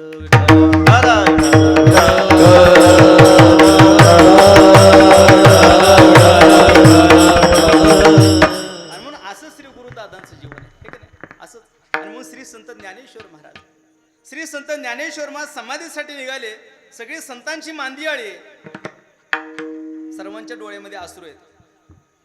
देवाच्या डोळ्यामध्ये अश्रू आहेत, नामदेव महाराजच्या डोळ्यामध्ये अश्रू आहेत. नामदेव महाराज देवाला सांगतात, देवा तू आमच्या एवढं जवळ असताना हे दुःख आम्हाला का देतोस? ज्ञानोबरायासारखे महापुरुषाचा आम्हाला अंतर पडतोय. नामदेव महाराज रडतायत. पण ज्यावेळेस ज्ञानेश्वर महाराज पुढे येतात, निवृत्तीनाथ महाराज सदा निवृत्ती मार्गामध्ये राहणारे, सदा समाधीचा अनुभव घेणारे निवृत्तीनाथ महाराज, पण आज त्यांची सुद्धा समाधी क्षणभर भंग झाली आणि निवृत्तीनाथ महाराजांनी सुद्धा आपल्या डोळ्याच्या कडा मोकळ्या केल्या आणि निवृत्तीनाथ महाराजांनी कडकडून मिठी मारली ज्ञानेश्वर महाराजाला. म्हणजे गुरु अनुभूती काय होती त्यावेळेस निवृत्तीनाथ महाराजांची वाक्य बोलली ती मला सांगायचं आहे, जास्त विस्ताराने सांगायचं नाही. निवृत्तीनाथ महाराज म्हणतात की या ज्ञानेश्वर महाराजांनी काय केलं? अवज्ञा याने कधी नाही केली, शिष्य गुरु पण सिद्धी नेले. यानं जीवनामध्ये कधी अवज्ञा केली नाही. सख्खे भाऊ होते पण श्री संत ज्ञानेश्वर महाराज निवृत्तीनाथ महाराजांकडे कधी भाऊ म्हणून पाहिलंच नाही. हे माझे सद्गुरू आहेत म्हणूनच पाहिलं. गुरु शिष्यपण सिद्धी नेले. गुरुपणा आणि शिष्यपणा कडेला नेला, याने पूर्णतेला नेला. आणि म्हणून ज्ञानेश्वर महाराज सुद्धा काय भाषा आहे महाराज निवृत्तीनाथासमोर त्यावेळेस? निवृत्तीनाथ महाराजांच्या समोर ज्ञानेश्वर महाराजांची भाषा आहे. ज्ञानेश्वर महाराज सांगतात, पाळिले पुशिले पाळीला लळा, बा माझ्या कृपाळा निवृत्ती राजा. काय ज्ञानोबराची भावना आहे? हे निवृत्तीनाथ महाराज, हे सद्गुरू, तुम्ही आतापर्यंत मला पाळलं, मला पोसलं, मला सांभाळलं. कुणी सांभाळलं? बा माझ्या कृपाळा निवृत्ती राजा. निवृत्तीनाथ महाराजांनी मला पाळलं, पोसलं, सांभाळलं. ही जी भावना आहे ना, ही भावना शिष्यपणाची भावना आहे. विठ्ठल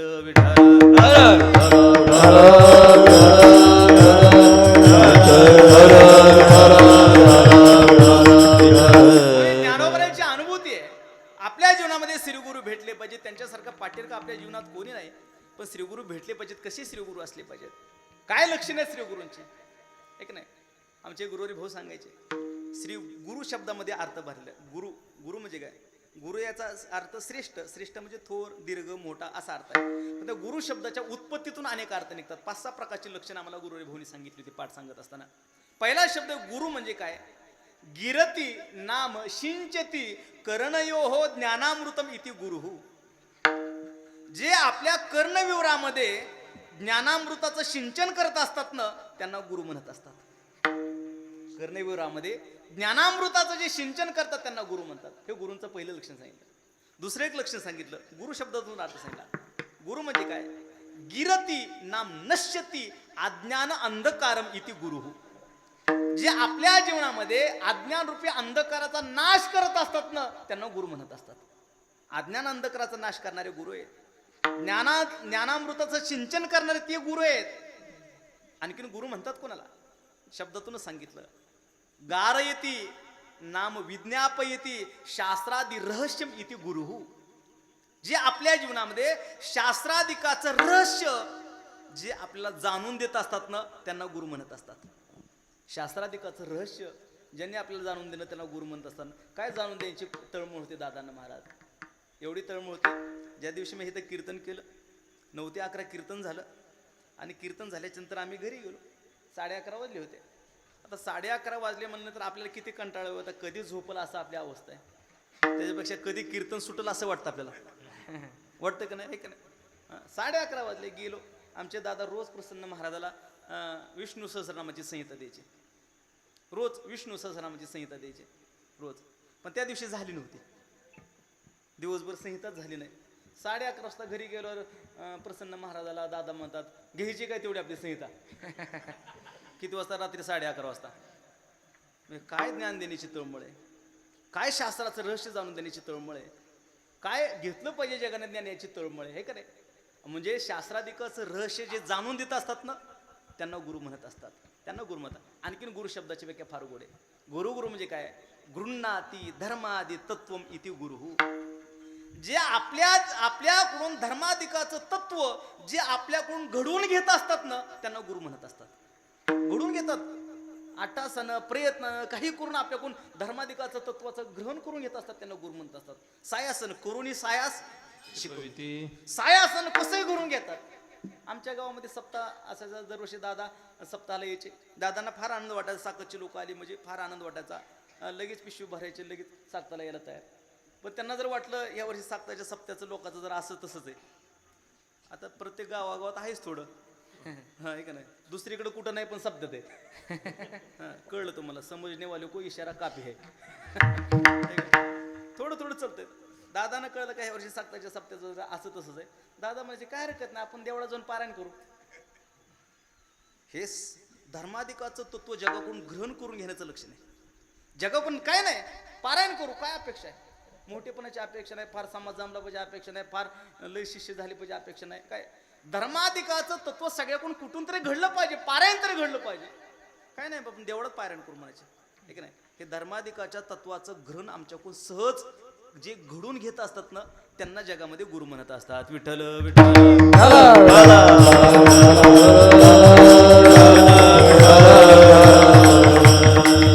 असं ते घडून घेतात. एकदा तर प्रसंग झाला 2 दिवसावर सप्ताह आला आमच्या गावातला बरं का परमेश्वर महाराज. तुम्ही होते लय दिवस सप्त्याला ठीक आहे ना. हा त्यावेळेस ते पक्वा जोज होतं ते आता ते कीर्तनकार झाले. हा हो हो एकदा फार दिवसाची गोष्ट आहे अशी घडली. 2 दिवसावर सप्ताह आला. सप्त्याचं काहीच नियोजन होणार कसं तरी ठरलं व नियोजन. उद्या सप्ताह म्हणता आज नियोजन करायचं ठरलं पण मंडप भेटाना. मंडप भेटला कुठला तरी एका गावचा. ते मला मंडप आहे पण नेहायला घेऊन या म्हणले.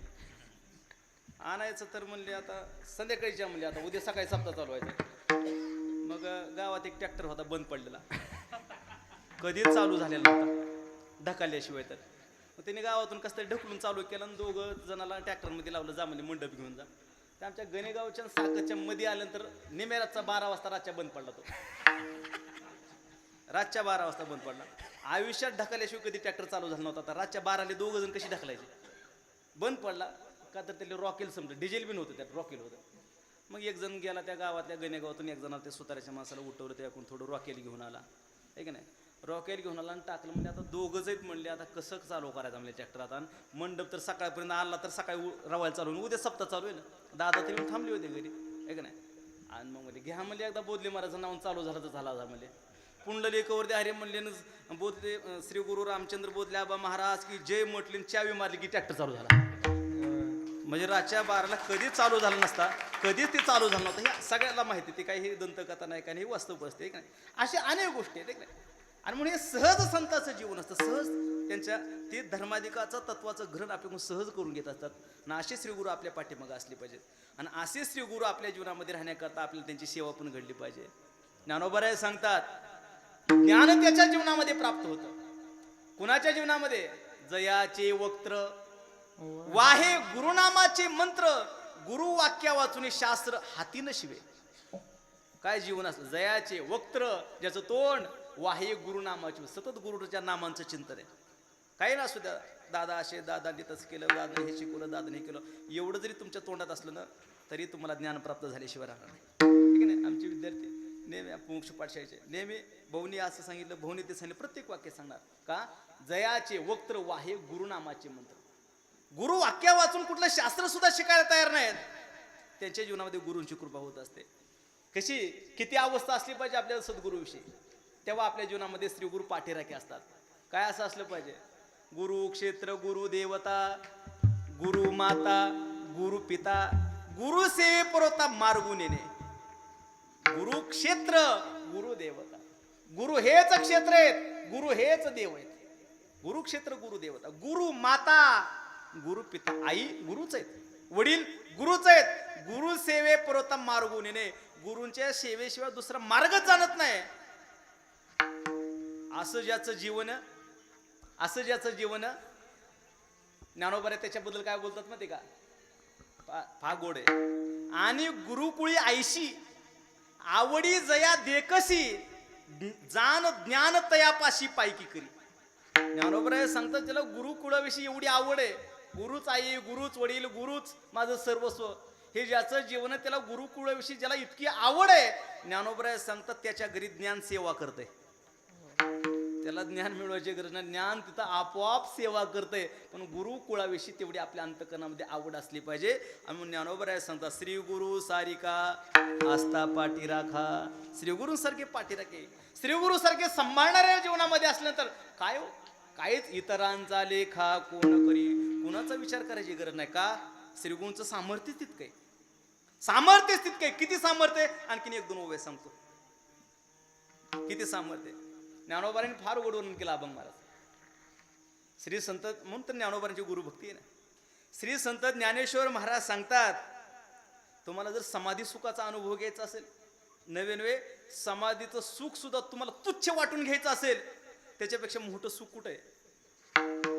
ज्ञानोबारांनी फार गोरून घे.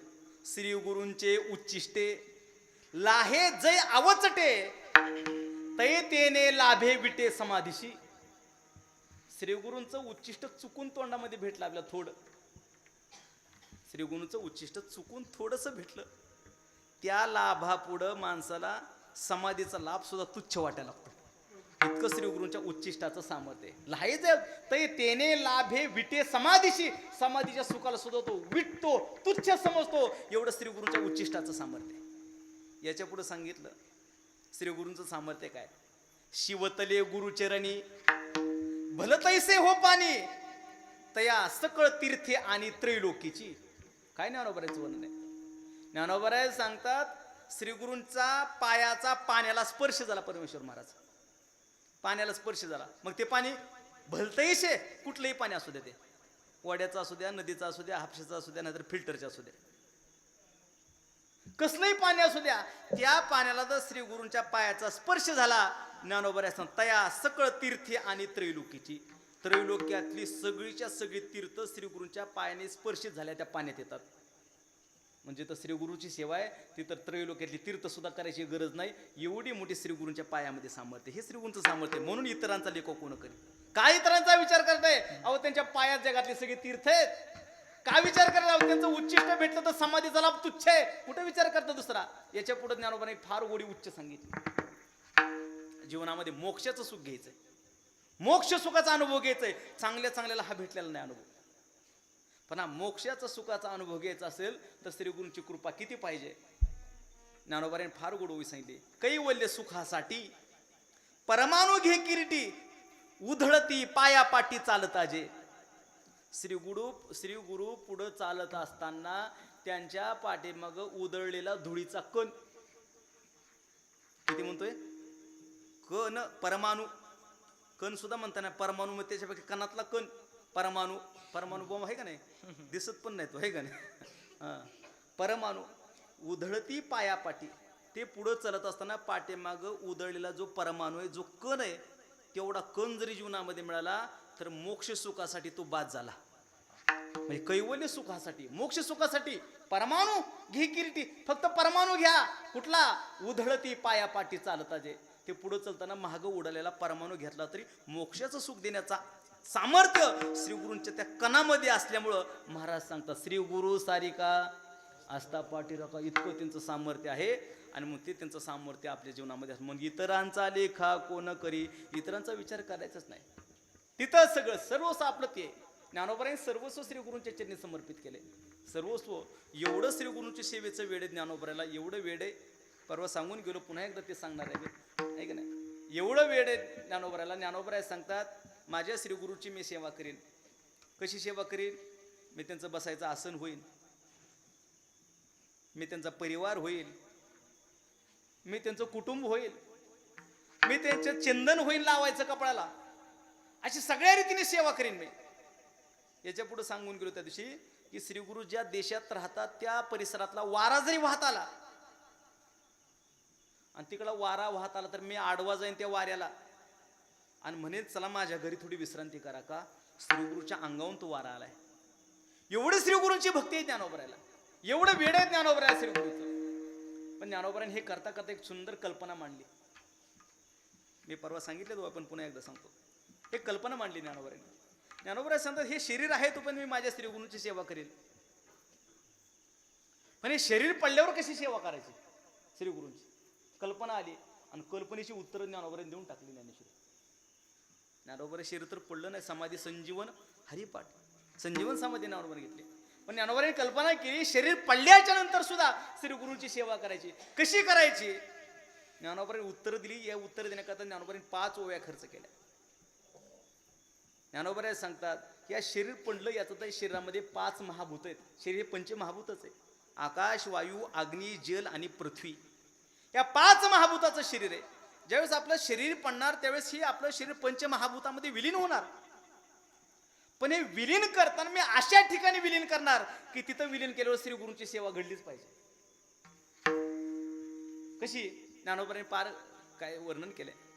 ज्ञानेश्वर महाराज सांगतात या शरीरातलं पृथ्वी तत्व आहे. ही पृथ्वी तत्व त्या पृथ्वी तत्वात विलयाला घालवीन. कुठं?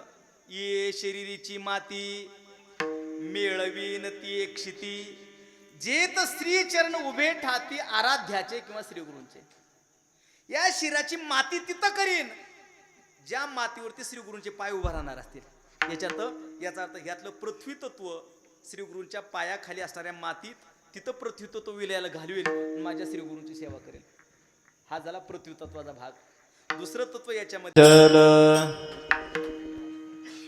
दुसरं तत्व ज्ञानोबा सांगतात. एवढं सांगतो सेवा समाप्त होतो, आपली वेळ होत आली. जलतत्व आहे. ज्ञानोबा सांगतात माझं जलतत्व शरीरातलं तिथं समर्पित करीन ज्या योगे माझी श्री गुरूंची सेवा घडेल.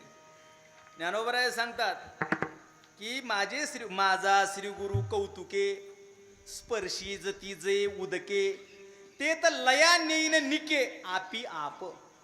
माझे श्री गुरु कौतुकाने ज्या पाण्याला स्पर्श करणार असतील ना, ऐका, ज्या पाण्याला स्पर्श करणार असतील ना त्या पाण्यामध्ये माझ्या शरीरातलं जलतत्व समर्पित करेल आणि माझ्या श्री गुरूची सेवा करेल. जलतत्वाने पडल्यानंतर सेवा आहे बरं का. तिसरं तत्व शरीरातलं अग्नितत्व. मी अग्नितत्व कुठं समर्पित करेल आणि माझ्या श्री गुरूची सेवा करेल शरीर पडल्यानंतर. श्री गुरु उवाळीजती की भुवनी जे उजळती तया दीपाची दीप्ती ठेवीन तेज. ज्ञानोबा सांगतात आपण श्री गुरूंना ओवाळत असताना जी आरती लावतो ना त्याच्यामध्ये जी अग्नी आहे ना त्या अग्नितत्वामध्ये माझ्या शरीरातला अग्नितत्व समर्पित करेल आणि गुरूंची ओवाळणी करेल. मग पडल्यावर सुद्धा मी सेवा करेन. किंवा भुवनी जी उजळते माझे श्री गुरु ज्या घरात राहत असतील त्या घरातला जो दिवा आहे ना त्या दिव्यातलं तेज तिथं माझं शरीरातलं तेज तत्व समर्पित करेल, माझ्या श्री गुरूंची सेवा करेल. त्याच्यानंतर चौथं तत्व आहे वायू तत्व. हे वायू तत्व सुद्धा मी कुठं त्या ठिकाणी चवरी हन विंजना ते तर लयो करीन प्राणा मगच अंगाचा ओळंगना होईन मे. ज्ञानोबा समजा श्री गुरूंना वारा घालायला चालू आहे, ठीक आहे, घालायचं आपण वारा घालायला चालू आहे किंवा पंख्याचा वारा चालू आहे श्री गुरूच्या अंगावरती. त्या श्री गुरूच्या अंगावरती त्या चौरीच्या द्वारा किंवा पंख्याच्या द्वारा जो अंगावरती वारा चाललाय ना त्यांच्या अंगावरती ज्ञानोबा सांगतात त्या वायूमध्ये माझ्या शरीरातला वायू तत्व समर्पित करील आणि मग काय, मग अंगाचा ओळंगना होईल. मी त्यांच्या सर्व अंगावर मीच खेळणारा होईल, माझ्या श्री गुरूची सेवा करील. आणि शेवटचं तत्व आहे आकाश तत्व.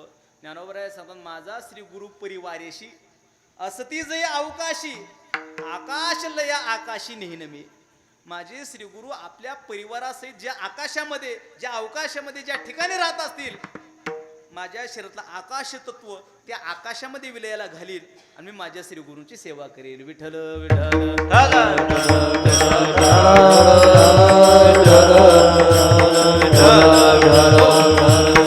का एवढं करायचं? त्याचं एकच उत्तर आहे श्री गुरु सारिका असता पाठीराखा. त्यांच्यासारखं पाठीराखा जगात कोणच नाही. आणि मग त्यांना सगळं समर्पित कुठं? तिथंच आहे का नाही. इतरांचा लेखा कोण करी, इतरांचा विचार करायची गरज नाही. कशाप्रमाणे तसं श्री गुरूंसाठी जगामध्ये उपमा नाही, त्यांच्यासाठी दृष्टांत नाही. पण जेव्हा जगात कुठलाच दृष्टांत नसतो तेव्हा जवळचा कुठला तरी दृष्टांत द्यावा लागतो. जगात कुठला दृष्टांत नाही तेव्हा जवळचा दृष्टांत समजण्याकरता द्यावा लागतो. त्यावेळेस आमच्या ज्ञानोबांनी उदाहरण दिले श्री गुरूची कृपा असल्यानंतर आपल्या जीवनात सगळं आहे. कशाप्रमाणे ज्ञानोबांनी उदाहरण दिलं, ज्याप्रमाणे राजाची राणी ती कधी भीक मागू शकते का? का ती राजाची राणी आहे. अभंगाचं दुसरं राजयाची कांता राजयाची कांता काय भीक मागे आ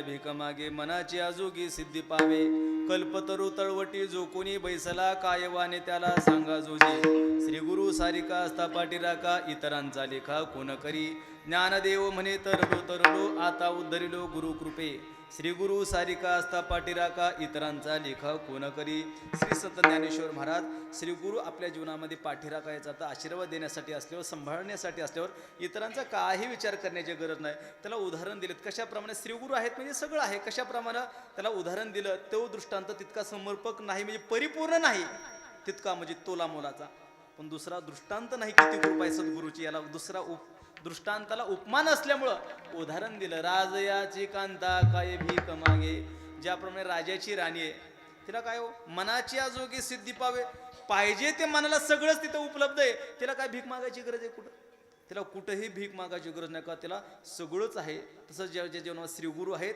त्याला कुठं कोणापुढं तरी कृपेसाठी हात पसरायची गरज नाहीत का श्रीगुरूंच्या कृपेत सगळंच आहे का संत जे देतात कृपा करून ते किती मोठं देतात या संताचे हे देणे कल्पतरुहुनी दुने परिस आघात देणे चिंतामणी ठेंगणा या संताचं देणं इतकं मोठं आहे कुठं ते ऐका नाही बाकीचा विचार करा का कल्पतरू होणे दिले कल्पवृक्षापेक्षा दुप्पट देतात परिसापेक्षा जास्त देतात चिंतामणीपेक्षा सुद्धा जास्त देतात का बरं जास्त देतात त्याचं कारण आहे कल्पवृक्ष आहे त्याच्या खाली आम्ही कल्पना करू तो देणारा त्याला कल्पवृक्ष म्हणतात ऐका नाही पण त्याच्या ठिकाणची कल्पना जर आमची चुकीची झाली तर कल्पवृक्ष आम्हाला चुकीचं पण देऊन टाकणार आहे येते लक्षात तुमच्या चुकीची कल्पना केली तर चुकीचं पण देणार आहे वाटलं कल्पवृक्षाखाली बसला वाटलं इथं थंडगार पाणी असतं तर बरं झालं आलाच तो थंडगार पाण्याचा डेरा कल्पना करीन ती देते ना पाणी प्याला त्याला वाटलं इथं जेवण असतं तर बरं झालं असतं जेवायला ताटही वाढून आलं जेवला पण त्याला वाटलं इथं थोडं बिछाना असता झोपायला तर बरं झालं असतं तेवढ्यात खाट गादी बी आले त्याला झोपायला पण झोपावं का नाही तेवढे त्याला वाटलं म्हणील तेवढं सगळं आलं इथं भूत तर नसत भूत तर नसेल म्हणून आलं की भूत पण आता कल्पवृक्ष म्हणला का तुला जी ही कल्पना चुकीची ही करू नको तू भूत येते देऊन टाकलं त्याने भूत बी देऊन टाकलं आता भूत आल्यावर ते मनात कल्पना आली खायचं तर नाही त्याने खाऊन बी टाकलं म्हणजे कल्पवृक्ष आपल्याला चुकीचं बरोबर सांगत नाही पण संत तसेत का संत मात्र आम्हाला सन्मार्ग दाखवतात का सन्मार्ग वरती ना हा संत हा जे स्वतः सन्मार्गाने वागतात आणि जगाला सुद्धा सन्मार्ग दाखवतात जगाला वावे सत्पंथी हेची साधूची पैकृती म्हणून कल्पवृक्षापेक्षा जास्त देणं संताचं आहे का कल्पवृक्ष तरी चुकीची कल्पना असली तर देऊन टाकतो पण संत आम्हाला जे चुकीचं आहे त्याच्यापासून बाजूला करतील आणि जे योग्य आहे त्या सन्मार्गाला दाखवणारे संत आहेत म्हणून संत कृपा आपल्या जीवनामध्ये असली पाहिजे म्हणून महाराज सांगतात की राजयाची कांता काय भीक मागे तिला जसं कुठं मागावं लागत तसं ज्याच्या जीवनात गुरु भेटलेत जे गुरु भेटले त्याला काय म्हणतात माहिती का ब्रह्मसूत्र भाषेमध्ये आद्य गुरु शंकराचार्य त्याला शब्द वापरला आचार्यवान आचार्यवान म्हणजे काय ज्याच्याकडे धन आहे त्याला काय म्हणतात धनवान ज्याच्याकडे धन आहे त्याला काय म्हणतात धनवान म्हणतात तसं ज्याच्याकडे गुरु आहेत त्याला आचार्यवान शब्द वापरला आचार्यवान गुरुनियुक्त आहे त्यांना गुरु भेटलेले आहेत आणि गुरु भेटलेला किती श्रेष्ठ असतो आद्य गुरु शंकराचार्यांनी फार एक रूपकात्मक पंक्ती सांगितली ब्रह्मसूत्र भाषेमध्ये पंडितो मेधावी गांधारान एवोपसंपादेत एवम एव इह आचार्यवान पुरुषो वेद आद्यगुरु शंकराचार्यांनी सांगितलं एवढं दृष्टीने सांगतो सेवा समर्थ बरं का पंडितो मेधावी गांधारान एव उपसंपद म्हणजे काय एक बुद्धिमान असा पंडित होता बुद्धिमान म्हणजे बुद्धीनं युक्त तो बुद्धिमान धनानं युक्त तो धनमान किंवा धनवान बुद्धिमान पंडित होता त्याला काही गावगुंडाने त्याला पकडलं त्याच्या डोळ्याला पट्टी बांधली आणि लांब एका जंगलामध्ये नेलं आणि त्याला तिथं बांधून टाकलं पण तो मोठ्याने आरडावारडा करायला लागला मग वाटसरू एक जात होता वाटणे त्याला वाटलं कोणीतरी आरडत आहे ओरडत आहे तो वाटसरू जवळ आला त्याने त्याच्या डोळ्यावरची पट्टी बाजूला काढली त्याला बांधलेलं होतं ते सोडलं ते वाटसरूनं आणि वाटसरू सोडल्याच्या नंतर तो पंडित बुद्धिमान होता म्हणून शब्द काय तिथं महत्वाचा सिद्धांतासाठी तो बुद्धिमान होता म्हणून तो पुन्हा आपल्या गावाला व्यवस्थित आला बुद्धिमान होता म्हणून तसा जो सद्गुरुवान आहे तो सुद्धा आपल्या गावाला व्यवस्थित होतो म्हणजे काय हा जीवरूपी एक पंडितच आहे या जीवरूपी पंडितला या विकाररूपी गुंडानं परमात्मा स्वरूपी या गावापासून त्याला लांब संसारूपी गावात आणले डोळ्यावरती अज्ञानाची पट्टी बांधून आणले त्याला या जीवरूपी पंडिताला डोळ्यावरती अज्ञानाची पट्टी बांधून या काम क्रोधादी विकारानं लांब संसारूपी जंगलात आणलं आणि त्या संसारूपी जंगलात त्याला बांधलं, म्हणजे आसक्त केलं. हे माझं ते माझं, हे माझं ते माझं, बांधलं त्याला. पण बांधल्याच्या नंतर तो मोठ्याने आरडायला लागला. हा जीवरूपी पंडित आरडायला लागला. काय आरडत होता तो? काय मी उद्धार पावेन, हा आरडत होता. काय कृपा करील नारायण. का तिथं दुःख व्हायला ना संसारात ते चटके बसायला लागले आणि मग म्हणाला माझा उद्धार केव्हा होईल, कशानं करील, कोण करेल, असं जेव्हा आरडाओरड करायला लागला, उद्धाराची तळमळ करायला लागला, त्यावेळेस सद्गुरूपी पांतस्थ तिथून चालले होते. सद्गुरूपी पांतस्थ त्याला भेटतात आणि भेटल्याच्या नंतर त्याच्या डोळ्यावरची तत्वज्ञानाच्या उपदेशानं अज्ञानाची पट्टी बांधूला काढतात आणि बाजूला काढला की तो आपल्या परमात्मा स्वरूपी गावाला प्राप्त होतो. कसा? धन्य हे आनंदाची सापडली वेळ, बोला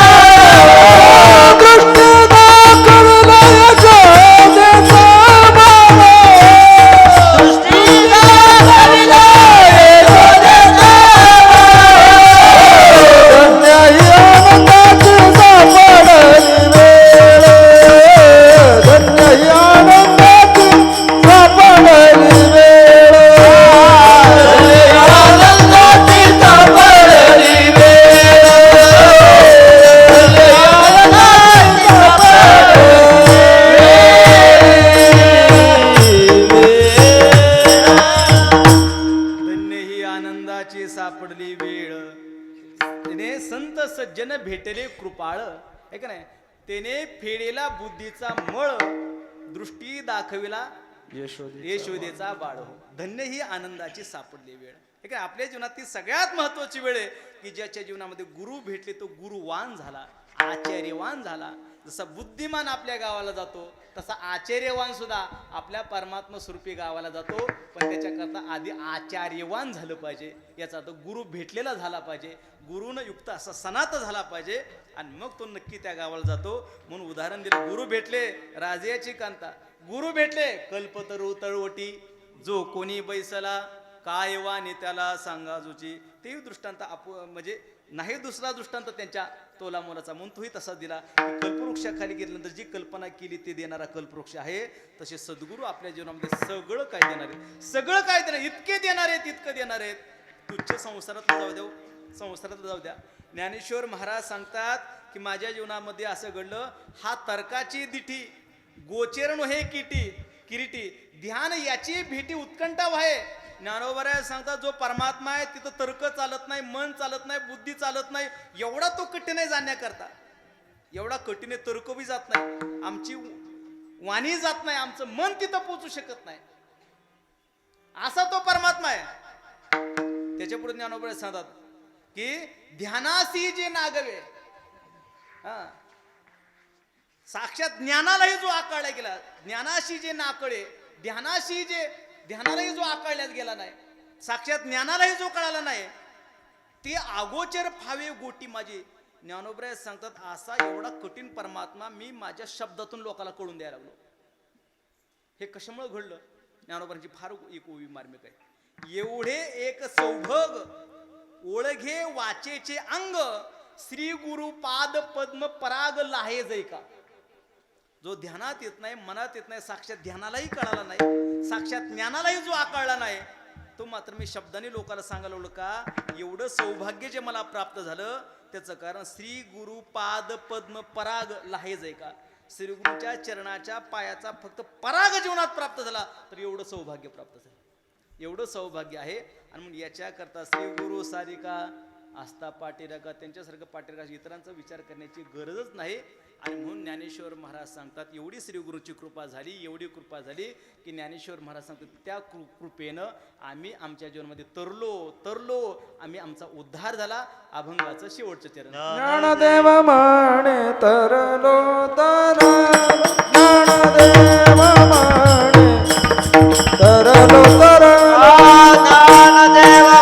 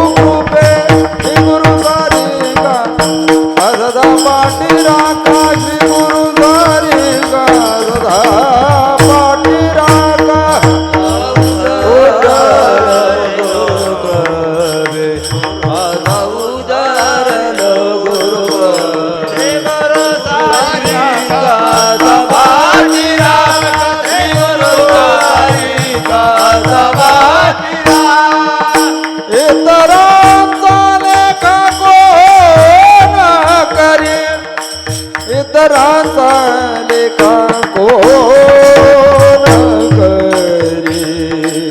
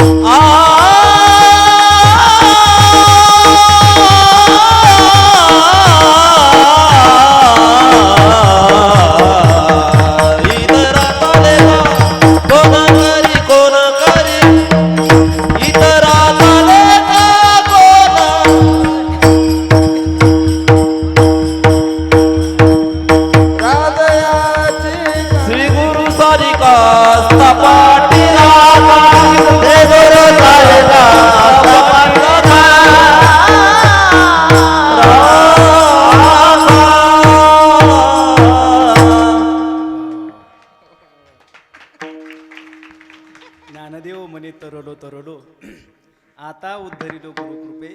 श्री संत ज्ञानेश्वर महाराज सांगतात आम्ही तरलो तरलो श्री गुरूंच्या कृपेने उद्धरण गेलो, तरलो तरलो. आहे की नाही, आमच्या जीवनामध्ये आता कुठले कर्तव्यही शिल्लक राहिलं नाही म्हणून तरलो. आता आमच्या जीवनामध्ये काय प्राप्तव्यही शिल्लक राहिलं नाही म्हणून तरलो. काय करायचं संपलं, मिळवायचं संपलं, हीच परमार्थातली उच्च अवस्था असते. खरोखर श्री गुरुदादांचं जीवनच होतं चौथीयाच्या ठाई काहीच करणे नाही.